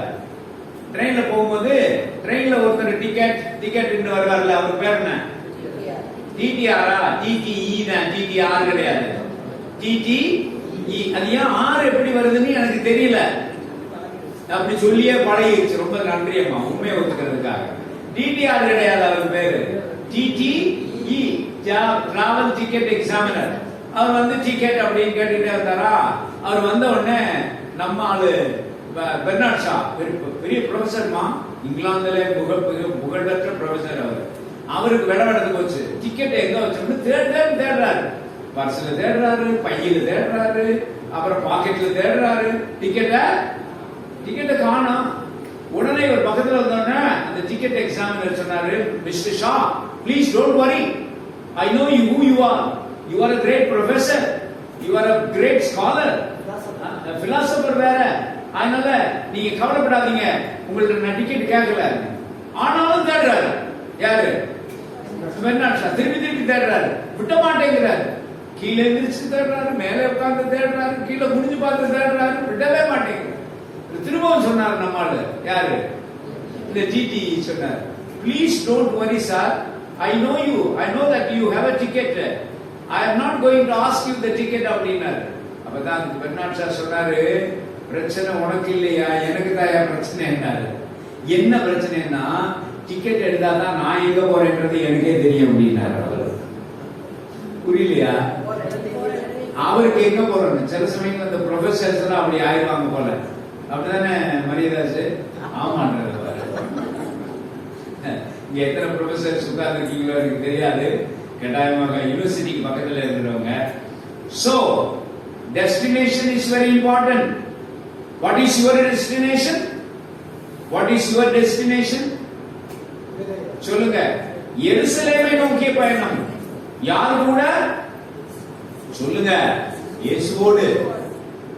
நாமும் எருசலேமை நோக்கி தான் பயணம் பண்ணுகிறோம். புதிய எருசலேமை நோக்கி பயணம் பண்ணுகிறோம். அந்த பாடலிலே சொன்னேன், கானானை அடையும் பயணம் இது. இஸ்ரவேல் மக்களாகிய புதிய இஸ்ரவேலராக கானானை நோக்கி அடையும் பயணத்தில் நண்பர்களே, டெஸ்டினேஷன் இஸ் வெரி இம்பார்ட்டன்ட். மூணாவது பாயிண்ட் போயிருமா? அப்ப ஒண்ணு கைகாட்டி, ரெண்டாவது போய் சேர வேண்டிய இடம், அதுக்கு இங்கிலீஷ்ல டெஸ்டினேஷன் எழுதிருக்கேன். மூணாவது ரூட் ஆஃப் தி ஜர்னி. ரூட்டுக்கு தமிழ் என்ன? ஆமா, வழி, வழித்தடம் ரொம்ப முக்கியம். போக வேண்டியது தொண்டினா, நீ பாட்டு புதுக்கோட்டைக்கு போய் தொண்டிக்கு போக முடியாது. நீங்க சிட்டிக்கிட்டீங்க ரெண்டு பேரும். நீங்க போக வேண்டியது தொண்டினா, நேர்வழி எது? சொல்லுங்க. சிவகங்கை, காளையார் கோயில், சொல்லுங்கப்பா. திருவாடானை. கைகாட்டி எங்க வரும்? கைகாட்டி பக்கத்துல நம்ம கற்களத்தூர் எங்க இருக்கு? கைகாட்டி பக்கத்துல கற்களத்தூர்காரவங்க ரெண்டு பேரும். ஆமா, அதனால தொண்டிக்கு போனோம்னா ஸ்ட்ரெயிட் ரோடு அதுதானே, எங்க போக வேண்டிய அவசியம் இல்ல. வரம்புக்குடி வழியா, சத்திரகுடி வழியா, ராமநாதபுரம் போய் அங்க இருந்து திருப்பிக்கிட்டு தேவிப்பட்டினம் வந்து திருப்பிக்கிட்டு தொண்டிக்கு போக வேண்டிய அவசியம் இல்லை. நம்மை பலர் அப்படி செய்கிறோம். புரிகிறதா? நம்மை பலர் அப்படி செய்கிறோம். ஆனால் ஆண்டவராகிய இயேசு ஸ்ட்ரெயிட் ரூட்ல போறாரு. ஸ்ட்ரெயிட் ரூட்ல எப்படின்னு தெரியுமா? நான் உங்களுக்கு கதை சொல்றேன். அங்க முதல்ல வசனம் வாசிங்க, 13:22 வாசிங்க. 13:22.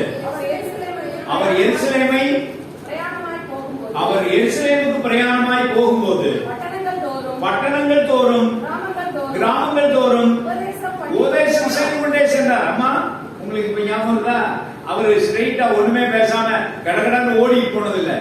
ஆனா உங்க பைபிள்ல பட்டணங்கள் தோறும்னு போட்டிருக்குல்ல, என்னுடைய பைபிள்ல பட்டணம்ன்ற வார்த்தை இல்லைங்க. இன்னொரு முக்கியமான விஷயம், பைபிள் கொண்டு வந்திருக்கேன். 5 பைபிள் என்ன 10 பைபிள் கொண்டு வந்திருக்கேன். சரிதானா? நீங்க எல்லாரும் வாங்கணும். தம்பி வச்சிருக்கிறாங்க. அது இன்னொரு நல்ல விஷயம் செய்திருக்கிறேன். இன்னைக்கு உங்களுக்காக நான் கஷ்டப்பட்டு ஆளை ஏற்பாடு செய்து ஆட்டோவில் போய் வாங்கிட்டு வர சொன்னேன். நம்ம பிஎஸ்ஐல இருந்து பைபிள் சொசைட்டி ஆஃப் இந்தியாவில இருந்து போட்ட திருவிவிலியத்துல இணை திருமறை என்ற அப்போகிரிஃபா கிடையாது. 9 புஸ்தகம் அப்போகிரிஃபா கிடையாது. அதாவது எக்ஸ்ட்ரா 9 புஸ்தகம் இதுல சேர்த்துங்க. அது கூட எடுத்துட்டு வந்தா நல்லா இருக்கும். பரவாயில்ல. ஆனா இந்த நான் வாங்கி கொண்டு வந்திருக்கிற இந்த திருவிவிலியத்துல 66+9 நடுவுல இருக்கு. பாத்திருக்கீங்களா? பார்த்ததே இல்லையா? நடுவுல இருக்கும். இங்கிலீஷ் பைபிள்ல இருக்கும் அப்போகிரிஃபா, இணை திருமறை. அத தள்ளுபடி ஆகும்னு சொல்லியே நீங்க தள்ளி போட்டுட்டீங்க. நான் சொல்லவே மாட்டேன் தள்ளுபடி ஆகும்னு சொல்லிட்டு. அதுல இருக்கு. நீங்க எல்லாரும் வாங்கிக்கங்க. இது பாருங்க, ஒரு அருமையான அந்த வசனத்தை நம்ம வாசிப்போமா? எத்தனாவது வசனம்? 13:22 லூக்கா. நீங்க எல்லாமே லூக்கா தாங்க, எல்லாமே லூக்கா தான். 13:22 நான் வாசிக்கிறேன், கவனிங்க. நான் வைத்திருக்கிற அப்புறம் இன்னொரு விஷயம் சொல்லிடுறேன். இந்த பைபிள் உடனே ஆர்சி பைபிள் யாராச்சும் சொன்னா நம்பாதீங்க. அது பொய்த்தனமா சொல்லுவாங்க. இதை வாங்க விடாம தடுக்கிறதுக்காக. இது ஆர்சி பைபிள் இல்ல, சிஎஸ்ஐ, ரோமன் கேத்தலிக்ஸ், எல்லாரும் லூத்தரன்ஸ் எல்லாரும் சேர்ந்து பயன்படுத்துவதற்காக ஒரே பைபிள், ஒரு கிறிஸ்து, ஒரு கடவுள், ஒரு திருச்சபை.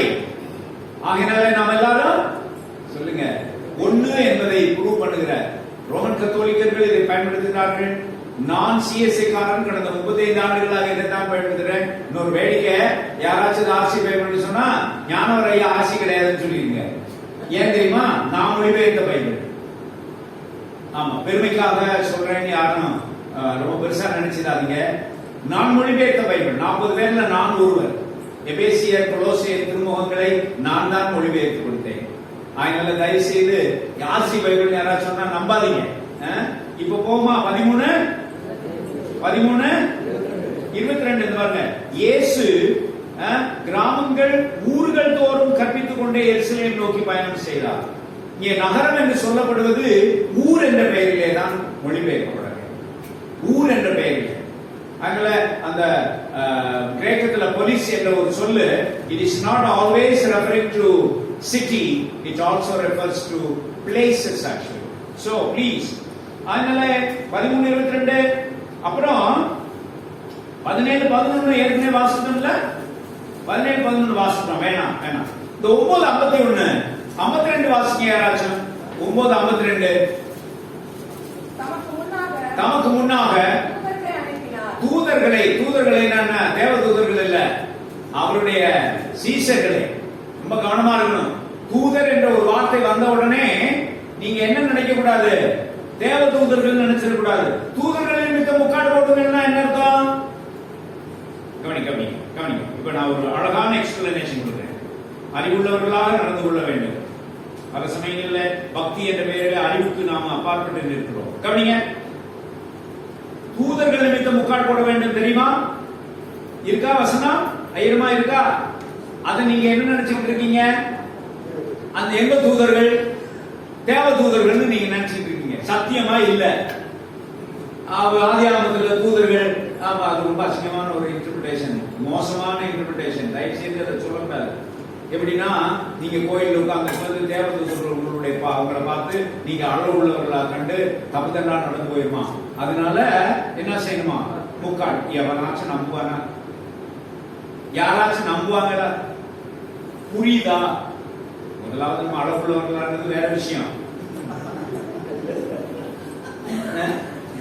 ஜோக்கு சொல்றேன். ரெண்டாவது, தேவதூதர்கள் இருப்பாங்களா?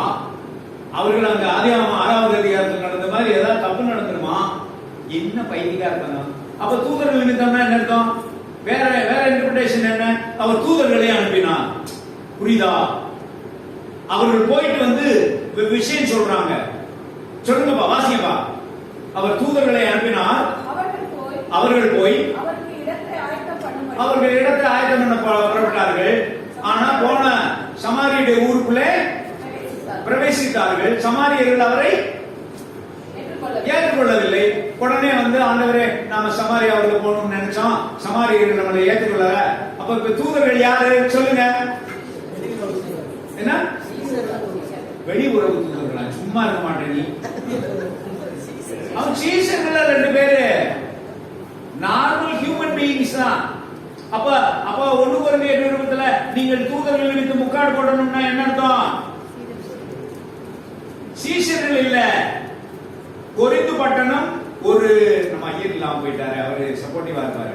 கொரிந்து பட்டணம் ஒரு அம்பாசடர்ஸ் வர்ற பட்டணம். அம்பாசடர்ஸ் வர்றதுனால நீங்க முக்காடு போடணும். என்னடா கொரிந்து பட்டணத்துல ஒரு குறிப்பிட்ட பிரச்சனை, அந்த பிரச்சனைக்காக கொரிந்து நகரத்துல மட்டும்தான் முக்காடு போட சொன்னாங்க. உங்களை யாரும் முக்காடு போட சொல்லல. அதுதான் நீங்க எடுத்துக்காதீங்க. முக்காடு போடுற பழக்கம் இருந்தா தயவுசெய்து முக்காடு போடுங்க. முக்காடு போடுற பழக்கம் இல்லாட்டி போடவே சொல்லுங்க. வேண்டாம், கூடாதுன்னு சொல்லக்கூடாது, வேண்டாம். ஆமா, நான் போட சொல்ல மாட்டேன். எங்க சர்ச்சு பேர் என்ன? Divine patience. அவங்க ஒரு ஜனம் கூட முக்காடு போட மாட்டேங்க. இந்த சட்டசாரத்துக்கு பூரா முக்காடு போடாதனால தமிழர்களும் முக்காடு போட மாட்டேங்கிறாங்க. நான் போட மாட்டாங்க. இப்ப அவங்க எல்லாம் பக்தி இல்லாதவங்களா? நீங்க மட்டும்தான் பக்தி உள்ளவங்களா? புரியுதா? கொஞ்சமாச்சும் புத்தியோட இருக்கணும்ல. பக்தி என்ற பெயரில் எதை மறந்துடக்கூடாது சொல்லுங்க.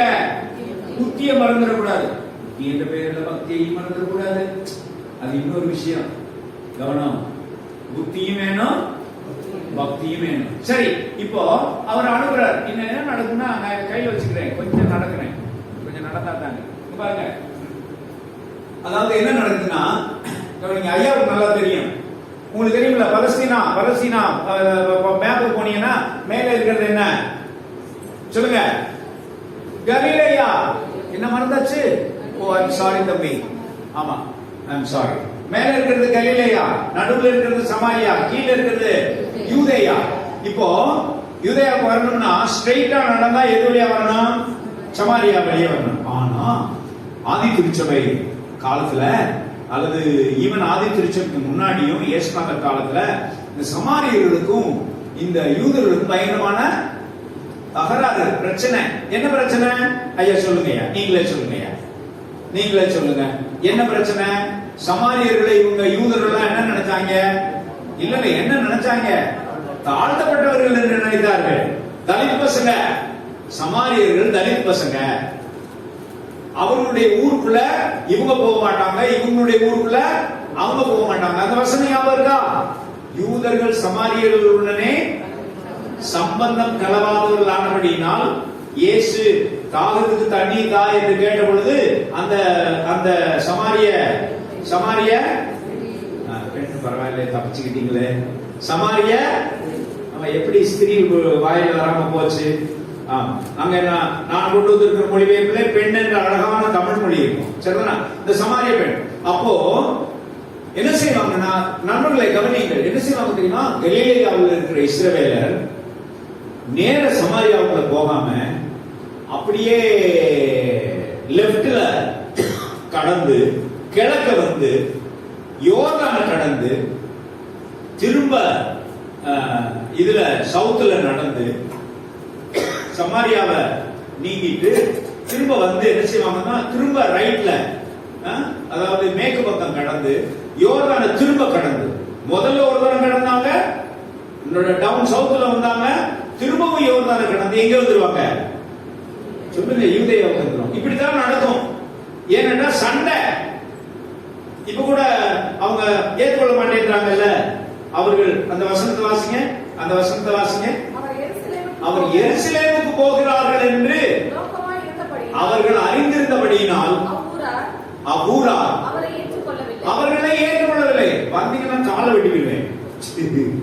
நம்ம ஊர்ல சொல்லுவாங்க இல்ல, எங்களையே நீ தாழ்த்தப்பட்டவன் சொல்லுவ, எங்களையே நீ வந்து உதாசீனப்படுத்துவ, எங்க ஊருக்குள்ள வந்து தங்க வரையா வெட்டி. அவனுக்கு ரோசம் இருக்குல்ல, இவனுக்கு மட்டுமா ரோசம் இருக்கான்? புரியுதா? அவனுக்கு ரோசம் இருக்குல்ல. எங்களே தாழ்த்தப்பட்டவன் சொல்லிட்டு எங்க ஊருக்குள்ள ஏடா வரீங்க? நீங்க எங்க போறீங்க? எருசலேமுக்கு போறீங்கல்ல, வேற உங்க சொந்தக்காரங்க எல்லாம் இது வேற என்ன யோர்தானை கடந்து திரும்ப யோர்தானை கடந்து தெரியுமில்ல உங்களுக்கு, போங்கடா அப்படின்றான். உடனே இந்த தூதர்கள் 2 இந்த சீடர்கள் போனாங்கல்ல, வந்து ஆண்டவர்கிட்ட சொல்றாங்க, ஆண்டவரே இங்க இருக்குங்க, அங்க இருக்கு ஆண்டவரே, இந்த தாழ்த்தப்பட்ட பசங்க நாம போய் அவங்க ஊருக்குள்ள ஒரு நைட்டு சொல்லுங்க தங்கணும்னு நினைச்சோம். நம்ம எவ்வளவு பெருமை மிக்கவர்கள், நம்ம எவ்வளவு மனசு பெருசா போகணும்னு நினைச்சோம். இவங்க என்ன பண்றாங்க, நம்மள வரக்கூடாதுன்றான். ஆண்டவரே நீர் விரும்பினால் எலியா செய்தது போல சொல்லுங்க, வானத்திலிருந்து அக்கினியை இறக்கி அவங்க அழிச்சிடலாம் ஆண்டவரே. நீங்க திருந்துவாங்க, இவங்க திருந்துவாங்க. அவன் சொல்றான் கால வெட்டி வீரம் உள்ள வந்தான். இவன் என்ன சொல்றான் சொல்லுங்க, எரிச்சுக்கிறோம். அவன் குடிசையில இதுல எரிச்சாங்கல்ல, தர்மபுரியில எரிச்சாங்கல்ல, தர்மபுரியில குடிசையை எரிச்சது தெரியுமா? தெரியுமா தெரியாதா? தெரியாதா? இயேசுவே எரிச்சேன். குடிசையை எரிச்சாங்க. பாப்பிரெட்டிப்பட்டியில குடிசையை எரிச்சாங்க. இந்த குடிசையை எரிக்கிறதுக்குனே ஒரு கட்சியே இருக்கு இந்தியாவில், தமிழ்நாட்டில். அதுக்கு மேல நான் பேச மாட்டேன், அதுக்கு மேல நான் பேச மாட்டேன். குடிசைகளை, அதுவும் குறிப்பாக ஏழை மக்களுடைய குடிசைகளை எரிப்பதுதான் இவர்களுடைய வேலை. புரியுதா மரியதாசு? அதனால எரிச்சுக்கிறோமா? அப்ப ஆண்டவர் சொல்றாரு, போங்கடா எரிச்சுட்டு வாங்க அப்படிதானே சொன்னாரு. வாசிமா இவருக்கு என்னை பார்த்து அவர் திரும்பி பார்த்து எப்படி அவர் இருங்க, அவர் திரும்பி பார்த்துனா எப்படி எப்படி திரும்பி பார்த்துப்பாரு. சும்மா திரும்ப கூடாது, சும்மா திரும்ப கூடாது மகள. அவர் திரும்பி பார்த்து சொல்லுங்க, எப்படி எப்படி திரும்பி இருப்பாரு சொல்லுங்க. பயங்கர கோபத்துல திரும்பி பார்த்து சொல்லுங்க, நீங்கள் இன்ன ஆவி. அவன் சொல்றான் எலியா எரிச்சது மாதிரி நான் எரிக்கிட்டு மாட்டான். அது 2 பேரும் யாரு? யாக்கோபு யோவானும். யாக்கோபு யோவானும் எலியா எரிச்சது மாதிரி எரிச்சுக்கிறோம் ஆண்டவரே.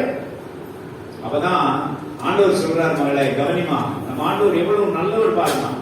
உங்களுக்கு என்ன ஆவியா இருக்கு? எலியாவின் ஆவியா இருக்கு. சில ஊழியர்கள் எலியாவின் ஆவி இறங்கப்படணும்னு ஜெபம் பண்ணவே கூடாது இனிமே யாரும். ஐ சேலஞ்ச் யூ. இப்ப சொல்றேன், ஏதாவது ஊழியக்காரர் வந்து எலியாவின் ஆவியை இறங்கணும்னு ஒரு கூட்டம் போட்டா போகாத. ஏன் சொல்லுங்க, இந்த வசனத்தை வாசிங்க. இல்ல அதுக்கு முன்னாடி அப்படின்னா என்ன அர்த்தம்? யாருடைய ஆவி உங்களுக்குள்ள இல்ல? எலியாவின் ஆவி உங்களுக்குள்ள இல்லடா. எலியாவின் ஆவி பழிவாங்கும் ஆவி. அங்க 2 ராஜாக்கள்ல அவர் எரிப்பாரு நம்மாடு பெரிய எலியா. ஐயா உங்களுக்கு ஞாபகம் இருக்கா ஐயா? புரியுது. இப்படி கனெக்ட் பண்ணி படிக்க பார்க்கணும். பைபிள் அப்படி கனெக்ட் பண்ணி படிச்சீங்கன்னா சந்தோஷமா இருக்கும், சந்தோஷமா இருக்கும். பைபிள் அப்படி ஆராய்ச்சி. அதுக்கு கொஞ்சம் திருவிவிலியம் வாங்கி வைங்க. 2வது திருவிவிலியத்திலேயே விளக்க உரை திருவிவிலியம் ஒண்ணு வந்திருக்கு. ஐயா இருக்கா? உங்கள்ட்ட இருக்கா? வீட்டுல இருக்குல்ல விளக்க உரை திருவிவிலியம். இதை நீங்க வாசிச்சுட்டு அப்புறம் விளக்க உரை திருவிவிலியம் வாங்கி. சோ ரொம்ப நேரம் பேசிட்டேன், கதை சொல்லணும்ல. அப்போ ஆண்டவர் எதன் வழியாக வருகிறார் சொல்லுங்க இப்ப பார்க்கலாம். சொல்லுங்க இப்ப பார்க்கலாம். கிராமங்கள் தோறும், பட்டணங்கள் தோறும், என்ன ஊர் வழியாக? சமாரியா வழியாக வருகிறார். சமாரியா யாருடைய ஊரு? தாழ்த்தப்பட்டவர்களுடைய ஊரு, சேரிகள் நிறைந்த இடம் சமாரியா. அது வழியே தான் வர்றார். ஆண்டவர் ரொம்ப நல்லவர். அங்க கூட நீங்க பாத்தீங்கன்னா அவங்க இன்ன ஆவி உடையவர்களா என்று அதிகங்களா என்று சொல்லி அவர்களை திட்டிவிட்டு அந்த அடுத்த வசனம் வாசிப்பா. அழிக்கிறதுக்கு வரலடா நானு, குடிசைகளை எரிப்பதற்கு நான் வரவில்லை. குடிசைகளை எரிப்பதற்கு நான் வரவில்லை. வாசிமா.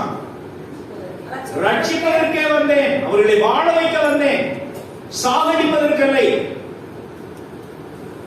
புரிகிறதா? புரிகிறதா? ஆணவ கொலை என்ற பெயரிலே சாகடிப்பதற்காக நான் வரவில்லை. புரிகிறதா? புரியலையா?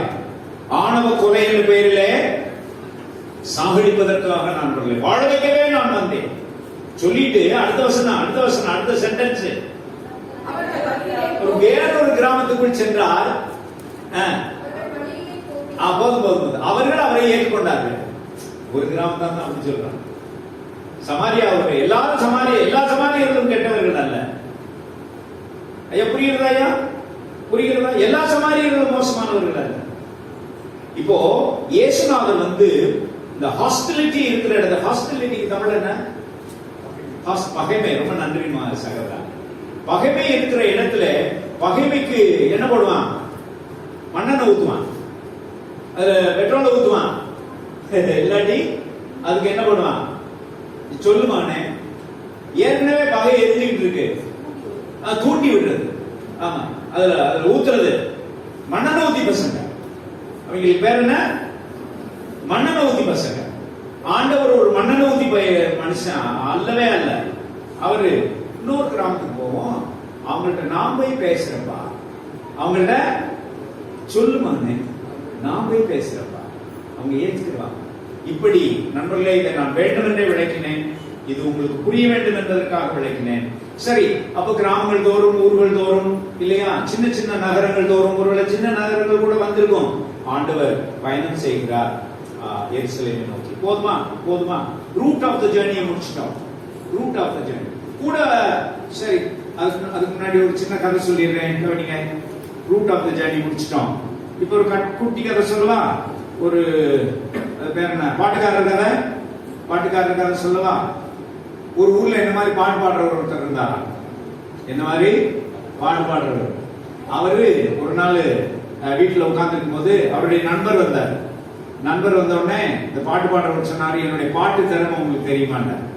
என்னென்ன பாட்டு திறமை உங்களுக்கு தெரியுமாண்ட? தெரியாது, சொல்லுங்க. உடனே இந்த பாட்டுக்காரர் சொன்னாரு, நான் பூபாலம் பாடினால் சொல்லுங்க. காலை பாடும் ராகம் என்ன? பூபாலம். நான் பூபாலம் பாடினால் காலை விடிந்து விடும் அப்படின்னா. ராத்திரி 12 மணிக்கு எந்திரிச்சு நான் பூபாலம் பாடினா படகுன்னு என்ன வந்துடும்? விடியல் வந்துடும் அப்படின்னா. சரின்னார் நண்பர். நான் வசந்தா பாடினால் நீங்களே சொல்லுங்க. இல்ல, மாலை வந்துடும். யார் வசந்தா இருக்கீங்களா? வசந்தா இல்ல. மாலை பாடும் ராகம் அதுக்கு பேர். நான் வசந்தா பாடினால் மாலை வந்து விடும். சரின்னார் நண்பர். சரின்னு சொல்லிட்டு ஆள் இருந்தா நாங்க விட மாட்டோம். உடனே சொன்னாரு, நான் புன்னக வராளி பாடினால் நான் பாம்பு வந்துடும். ஐயாவுக்கு நல்லா தெரிஞ்சு வச்சிருக்கு. புன்னக வராளி பாடுவோமா லேசா? தனனா நனா நனா தனனா நனா நனா தானனே நானனே தனனானே தனதனனே நானனே தனனானே தானனானனா. வரலாம் பாக்கையா? இதெல்லாம் புருடா. அதெல்லாம் புருடா. அதெல்லாம் சும்மா நிறைய புருடா இருக்கிறாங்க நம்ம ஆளுங்க. அப்புறம் அப்படின்னு அவர் சொன்னாரு. உடனே பாம்பு வரும். சரின்னாரு இது நண்பர். உடனே சொன்னார், நான் வேற என்ன பாருது, முகாரி பாடினால் முகாரி பாடினால் அழுகை வரும். Thank you thank you. அமிர்தவர்ஷினி பாடினால் மழை வரும் அப்படின்னு சொல்லிக்கிட்டே இருந்தார். இந்த நண்பருக்கு கொஞ்சம் கடுப்பாயிடுச்சு. உடனே சொன்னாரு, அதெல்லாம் இருக்கட்டும் ஐயா, நேற்று நீங்க கச்சேரியில பாடிக்கிட்டு இருக்கும்போது சரக்கு சரக்குன்னு 4 கல் வந்துச்சே, அப்ப என்ன பாடுனீங்க? இவர் ஐயர் பாருங்க, கல்யாணி பாடினாங்க. வேண்டாம் கொலமா. சரி, அடுத்தது. இப்போ இவரோடு கூட பயணித்தவர்கள் எல்லாம் யாரு? கோ டிராவலர்ஸ். எழுதிக்கங்க, கோ டிராவலர்ஸ். ஆண்டவரோடு கூட பயணித்தவர்கள் யாரு? சீக்கிரம், உடன் பயணிகள் யாரு? சீஷர்கள் 1. அப்புறம்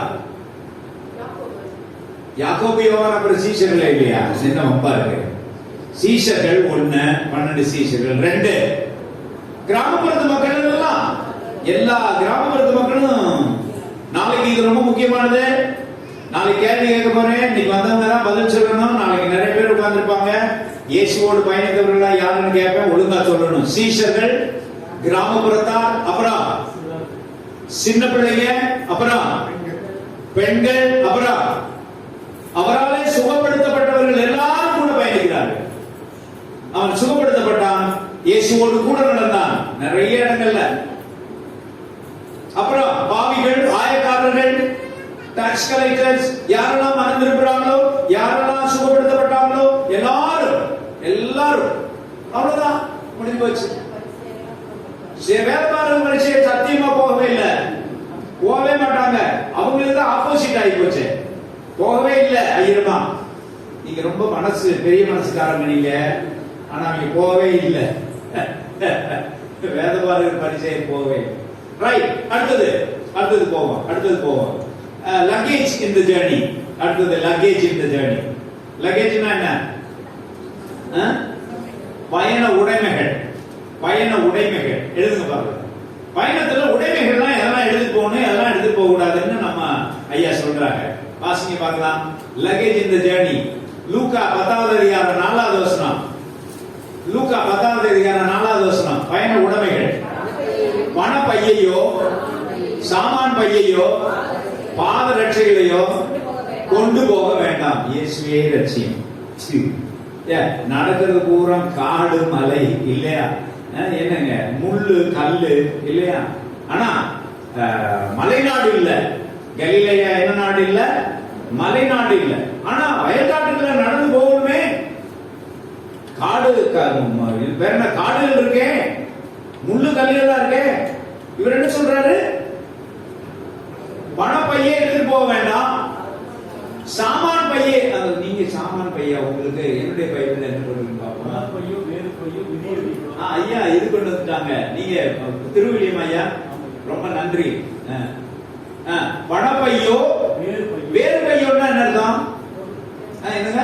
பொருள் வச்சுக்கிற பைய. வேறு பையோ மிதியடிகளையோ எடுத்து செல்ல வேண்டாம். அவ்வளவுதான். இது எப்படி இருக்கு? லெஸ் லக்கேஜ் சொல்லுங்க, மோர் கம்ஃபர்டபிள். நம்ம ஆண்டவருக்கு லெஸ் லக்கேஜ் மோர் கம்ஃபர்ட். எடுத்து போகாத. சரி, என்ன ஒண்ணுமே எடுத்து போகாம என்ன பண்றது? அப்ப சோறு வழியில சாப்பாட்டுக்கு என்ன பண்ணுவ? வாசிங்க. உணவுக்கு என்ன பண்றது? நீங்க ஒரு வீட்டுக்குள்ள நுழைஞ்சா இல்லையா, அந்த வீட்டுக்கு சமாதானம் உண்டாவதாக சொல்லுங்க. அப்புறம் சரி அதுக்கடுத்து சோத பட்டி சொல்லியிருக்கான்னு பாருங்க இல்லையா. அந்த வீட்டிலே தானே தங்கி இருக்கணும். என்ன கொடுத்தாலும் கூடு கொடுத்தாலும் என்ன செய்யணும்? குடிக்கணும். நான் நார்மலா என்னது சிக்கன் சாப்பிட மாட்டேன், மட்டன் தான் சாப்பிடுவேன். இந்த குழம்பெல்லாம் வச்சுக்கிற கூடாது. நான் காஃபி டீ எல்லாம் குடிக்க மாட்டேன், ஹார்லிக்ஸ் மட்டும் தான் குடிப்பேன். இந்த குழம்பெல்லாம் என்ன செய்யக்கூடாது, வச்சுக்கிற கூடாது. ஆமா, நான் சாதாரண ரூம்ல படுக்க மாட்டேன், ஏசி ரூம்ல தான் படுப்பேன். இந்த குழம்பெல்லாம் என்ன செய்யக்கூடாது. நான் யார சொல்றேன் அப்படின்னு உங்களுக்கு தெரியுமா தெரியாதா? ஆமா, நான் இருக்கிற இடத்துக்கு அந்த ஏசி ரூம் வரையில ஏசி கார் அனுப்பணும்.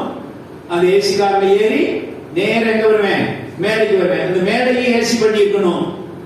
இந்த குழப்பெல்லாம் வச்சுக்க கூடாது. புரியுதா புரியலையா? புரியுது இல்ல, புரியலன்னு சொன்னா கோபம்.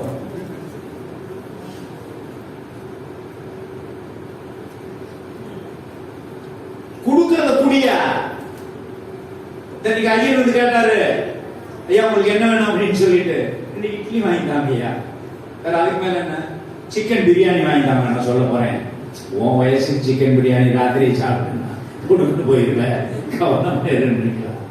இல்ல, 2 இட்லி மிஞ்சி போனா ஒரு தோசை, ஐதர் 2 இட்லி இல்லாட்டி ஒரு தோசை, அவ்வளவுதானே. கொடுக்கறத சாப்பிடுங்க ஐயா. யாரு சாலமன் பாப்பையா மாதிரி இருக்கா? கொடுக்கறத சாப்பிடுங்க.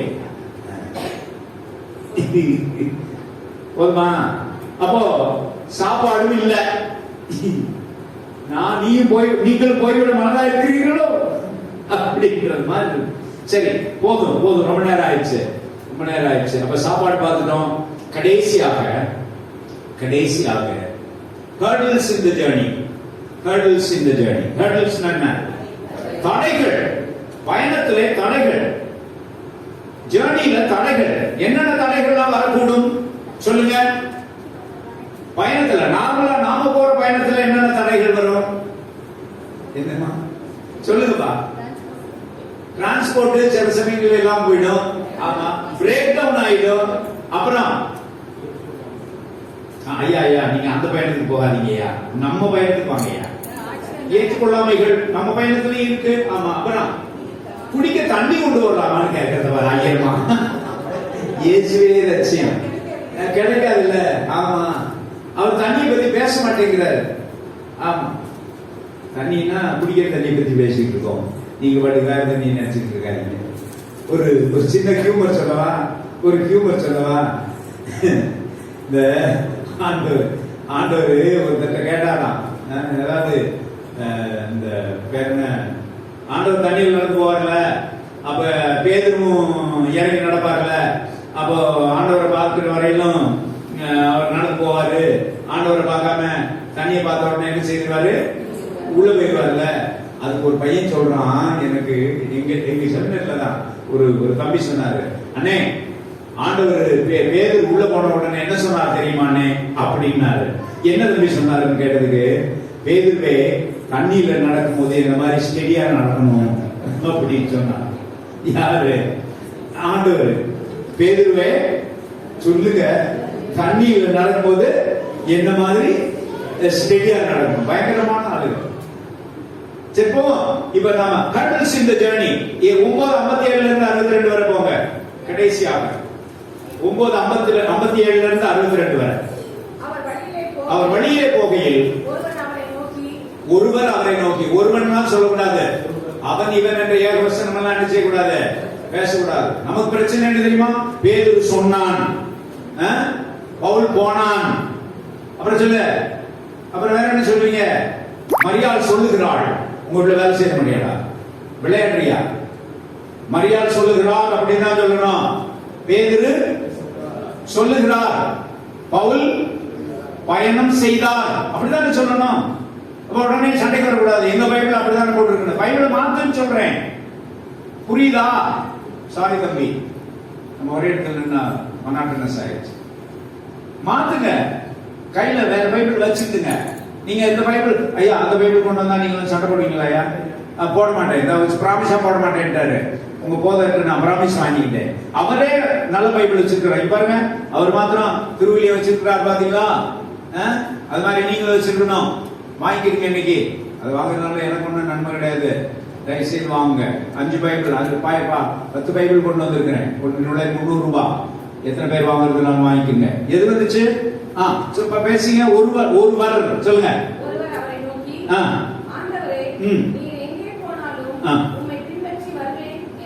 என்றார். நம்ம நன்றி மகளை அவங்க மாத்தி வச்சுக்கிறாங்க பாருங்க. என்றார். புலிகள் உண்டு, கூடுகள் உண்டு, தலை சாய்க்க இடமில்லை. You are wanting to come with me. Have you counted the cost? Have you counted the cost? நீ என் கூட வரேன்னு சொல்லியிருந்தமானே, ஆனா உனக்கு என்ன கிடைக்காது? படுக்க இடம் கிடைக்காது, குடிக்க கூழ் கிடைக்காது. ஓகேயா? Insecurity is the first hurdle in the journey towards Jerusalem with Jesus. I repeat, insecurity is the first hurdle in your journey with Jesus towards Jerusalem. அடுத்தபடியாக வேறு ஒருவரை, அருமையம்மா அருமையம்மா, தேங்க்யூமா. அவர் நோக்கி என்னை பின்பற்றி வா என்றார். அதற்கு அவர், அம்மா மாதிவாசினாங்க பாத்தீங்களா? அம்மா மாதிவாசினாங்க பாத்தீங்களா? அந்த தைரியம் உங்களுக்கு வேணும். பைபிள்ல அவன் இருக்குல்ல, நீ அவர்னு வாசிக்கலாமா? அப்படி வாசித்தா நரகத்துக்கு போயிருவ. அப்படி ஏமாத்துற பிரசங்கமாக நிறைய பேர் இருக்காங்க. அவன் என்பதை அவர் என்று வாசித்தா நரகத்துக்கு போயிடுவோமா? சொல்லுமா, சொல்லு. இல்ல இல்ல போக மாட்டோம். அப்படியெல்லாம் ஏமாத்துறவங்களை நம்பாதீங்க. மரிதாஸ் சாம், புரியுதா? அதற்கு அவர், ஆண்டவரே முன்பு நான் போய் என் தகப்பனை அடக்கம் பண்ணிவிட்டு பிறகு உம்மை பின்பற்றினேன் எனக்கு உத்தரவு கொடுங்க என்றார். ஆமா, அப்போ முதலாவது இன்செக்யூரிட்டி, இரண்டாவது ஃபேமிலி, கவனம். அப்புறம் 3, ஆமா அது போதும். அடக்கம் பண்றதாமா? அடக்கம் பண்றது வந்து ரிச்சுவலிசம். ரிச்சுவலிசம் தமிழ் என்ன? சடங்காச்சாரம், சடங்குகள் நம்மை தடை பண்ணும். அப்புறம் அடுத்த செக்ஷன் போங்க. அவரை நோக்கி, ஆண்டவரே, ம். உம்மை பின்பற்றி உம்மை வருகிறேன். பின்பற்றுவேன், ஆனாலும் முன்பு நான் போய் எங்க அப்பா அம்மாட்ட சொல்லிட்டு வந்துடுறேன். அதுதான் family. Family could also become a hindrance in your journey. So first of all, insecurity. Secondly, ritualism. Thirdly, family. Family could become a hurdle in your ministry. எனக்கு தெரியும் சில ஊழியக்காரர்கள் தங்களுடைய குடும்பத்தினாலே தங்களுடைய ஊழியத்தை இழந்து போனவர்களை எனக்கு தெரியும். எனக்கு ஒரு பெரிய சவால், ஐயர்வாளுக்கு ஒரு பெரிய சவால். எனக்கு தெரியும் ஒரு பேராயரை பற்றி. அந்த பேராயர் தன்னுடைய பேராயர் பதவி முடிவதற்கு 10 ஆண்டுகளுக்கு முன்பதாகவே ரிசைன் பண்ணிட்டு போயிட்டார். எந்த டயசிஸ் கேட்காதீங்க. ஏனெனில் அவருடைய குடும்பத்தின் கொடுமை தாங்க முடியாமல், அந்த குடும்பத்தாலே அவருடைய ஊழியம் பாதிக்கப்பட்டதனால, ஒரு போதகர் தன்னுடைய பிள்ளைகளை நிமித்தப்பட்ட பாடு எனக்கு நன்றாக தெரியும். நாங்கள் போதகர்களாக நாங்கள் மிகவும் கவனத்தோடு இருக்க வேண்டும். ஏன் போதகர் மட்டும்தான் கவனத்தோடு இருக்கணுமா? நீங்க கவனமா இருக்க வேண்டியது இல்லையா? அது யாரா இருந்தாலும் சரி, பிள்ளைகள், மனைவி, கணவன், கூட பிறந்தவங்க, சொந்தக்காரர்கள், சொந்தம் தியாலஜின்னு சொல்லுவாங்க. அதுக்கு பேர் என்ன? ஆமா, சொந்தம் தியாலஜி. அதுக்கு பேர் கவனமா இருக்கணும். இல்லாட்டி that could also become a hurdle in your journey. அவ்வளவு போகும். அவ்வளவு. சோ எத்தனை தடைகள்? 1 இன்செக்யூரிட்டி, ஒண்ணுமே கிடைக்காத மகள. 2 ரிச்சுவல்ஸ், தமிழ் என்ன? சடங்காச்சாரங்கள். 3 ஃபேமிலி. 4 அவ்வளவுதான். 3 ஹர்டில்ஸ் தானே. என் அன்பு விசுவாச உடன்பிறப்புகளை நான் முடிக்க வேண்டும். ஆகினாலே இந்த பயணம் நன்றாய் கவனிங்க.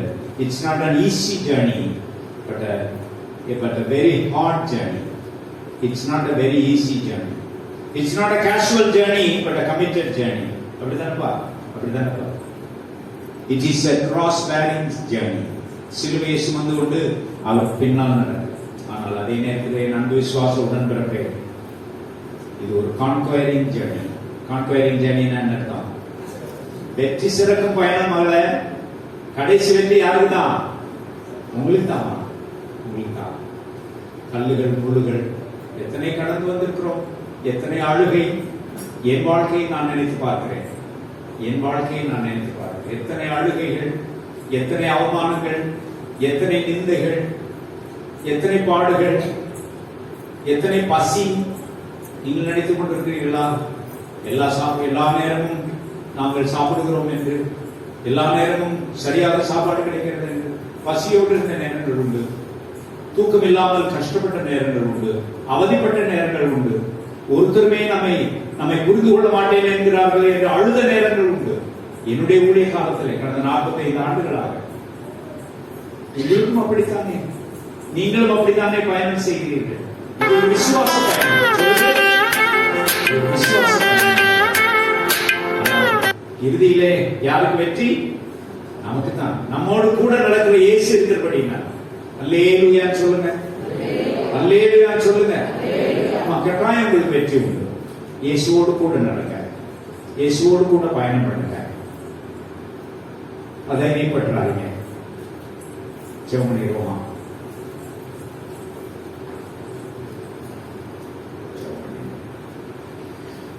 ஆண்டவரே, நம்முடைய திருமகனும் எங்கள் மீட்பருமாகிய இயேசு ஒரு பெரிய வீர நடைபோட்டு வெற்றி பயணம் மேற்கொண்ட அந்த நாட்களில் கிட்டத்தட்ட நாங்கள் சிந்தித்தபடி 2 வாரங்கள் 3 வாரங்கள், ஒருவேளை அம்மா சொன்னது போல 1 மாதம் பயணம் செய்தார். எத்தனை நாட்கள் கிராமங்களிலே தங்கி இருந்தார், எவ்வளவு கஷ்டப்பட்டார் என்று எங்களுக்கு தெரியாது. ஆண்டவரே, காலுக்கு செருப்பு போடக்கூடாது என்று கூட சொல்லி போட்டார். மாசிலாமணி உபதேசியாரை நாங்கள் நினைத்து பார்க்கிறோம். இன்றைக்கும் கூட செருப்பு வாங்க காசு இல்லாமல், செருப்பு போட அனுமதிக்கப்படாமல் ஊராக ஊழியம் செய்கிற ஏழை உபதேசிமாரை நாங்கள் நினைத்து பார்க்கிறோம். மிஷனரிமாரை நினைத்து பார்க்கிறோம். அவருக்கு ஏற்படுகிற தடைகள் எல்லாம் நினைத்து பார்க்கிறோம். கிராமப்புறங்களையே மையமாக கொண்டு ஊழியம் செய்கிறோம். ஆண்டவரே, எங்களுக்கு இருக்கிற வசதிகள் அவர்களுக்கு இல்லை ஆண்டவரே. அப்படியானால் அவர்கள் சபிக்கப்பட்டவர்கள் என்றோ நாங்கள் ஆசீர்வதிக்கப்பட்டவர்கள் என்றோ தவறாக நினைத்து விடாதபடி எங்களை காப்பாற்ற வேண்டும் என்று செபிக்கிறோம் ஆண்டவரே. நாங்களும் எங்கள் ஆண்டவராக இயேசுவோடு, உம்முடைய திருமகனும் எங்கள் மீட்பருமாக இயேசுவோடு கூட நடக்கிறோம். எங்கள் கால்களுக்கு சக்தி தாரும். முழங்கால் வழியினாலே கஷ்டப்படுகிற உம்முடைய எங்களோடு கூட இருப்பதற்காக சோதரம். அவமானங்களை தாங்கிக் கொள்ளும் சக்தியை தாரும். நோய்களை ஆண்டவரே வெற்றி கொள்ளும் பாக்கியத்தை தாரும். ஒருவேளை சில நோய்கள் எங்களை விட்டு அகலவே முடியாது என்று சொன்னால் அவைகளை தாங்கிக் கொள்ளுகிற ஆற்றலையும் எங்களுக்கு தர வேண்டும் என்று ஜெபம் செய்யும். தொடர்ந்து உடைய அருளால் எங்களை காத்து வழிநடத்தும். இறுதி வெற்றி எங்களுக்கும் எங்கள் ஆண்டவராகிய இயேசுவுக்கும் எருசலேமை நோக்கி நீண்ட பயணத்தில் எங்களை அழைத்து செல்லும். நாளை தினத்துக்காக ஜெபிக்கிறோம் ஆண்டவரே. அந்த எருசலேமுக்குள்ளே நுழைகின்ற அந்த மாபெரும் நுழைவை நாங்கள் சிந்திக்க போகிறோம், கொண்டாட போகிறோம். எங்களை ஆசீர்வதியும். அதை எதிர்ப்பு நோக்கி இந்த இரவை நாங்கள் கழிக்க போகிறோம். தொடர்ந்து உடைய கருணை எங்களோடு கூட இருக்கிறார். இயேசு கிறிஸ்துவின் திருப்பெயரிலே தாழ்மையோடு வேண்டிக் கொள்கிறோம். இரக்கமுள்ள ஆண்டவரே, ஆமென்.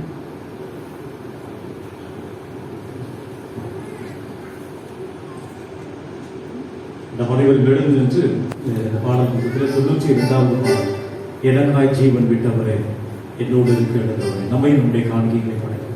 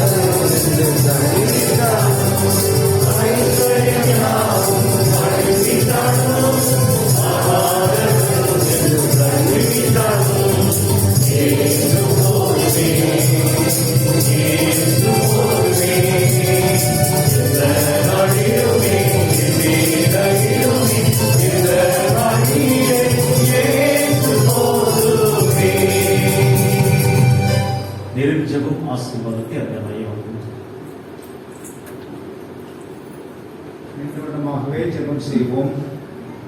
எங்களுடைய பயணத்திலே கூட அழைத்து செல்கிற ஆண்டவரே, நாங்கள் உங்களோடு தான் பயணிக்கிறோம்.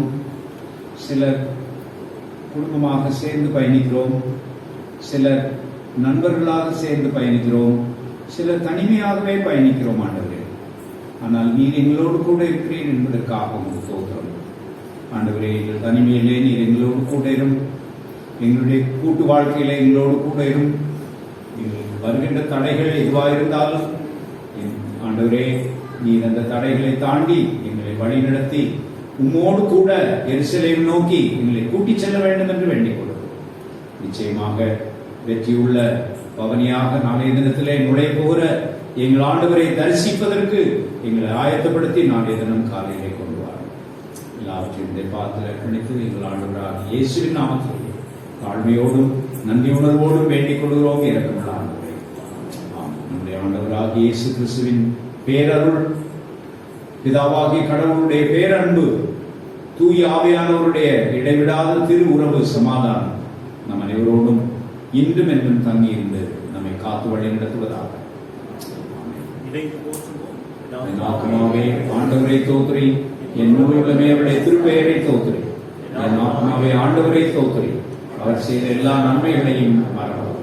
ஆமென். கர்த்தர் உங்களோடு கூட இருப்பாராக. அவர் உங்களோடு இருப்பாராக. சமாதானத்தோடு சென்று பாருங்கள். ஆண்டவருடைய திருப்பெயராலே ஆமென்.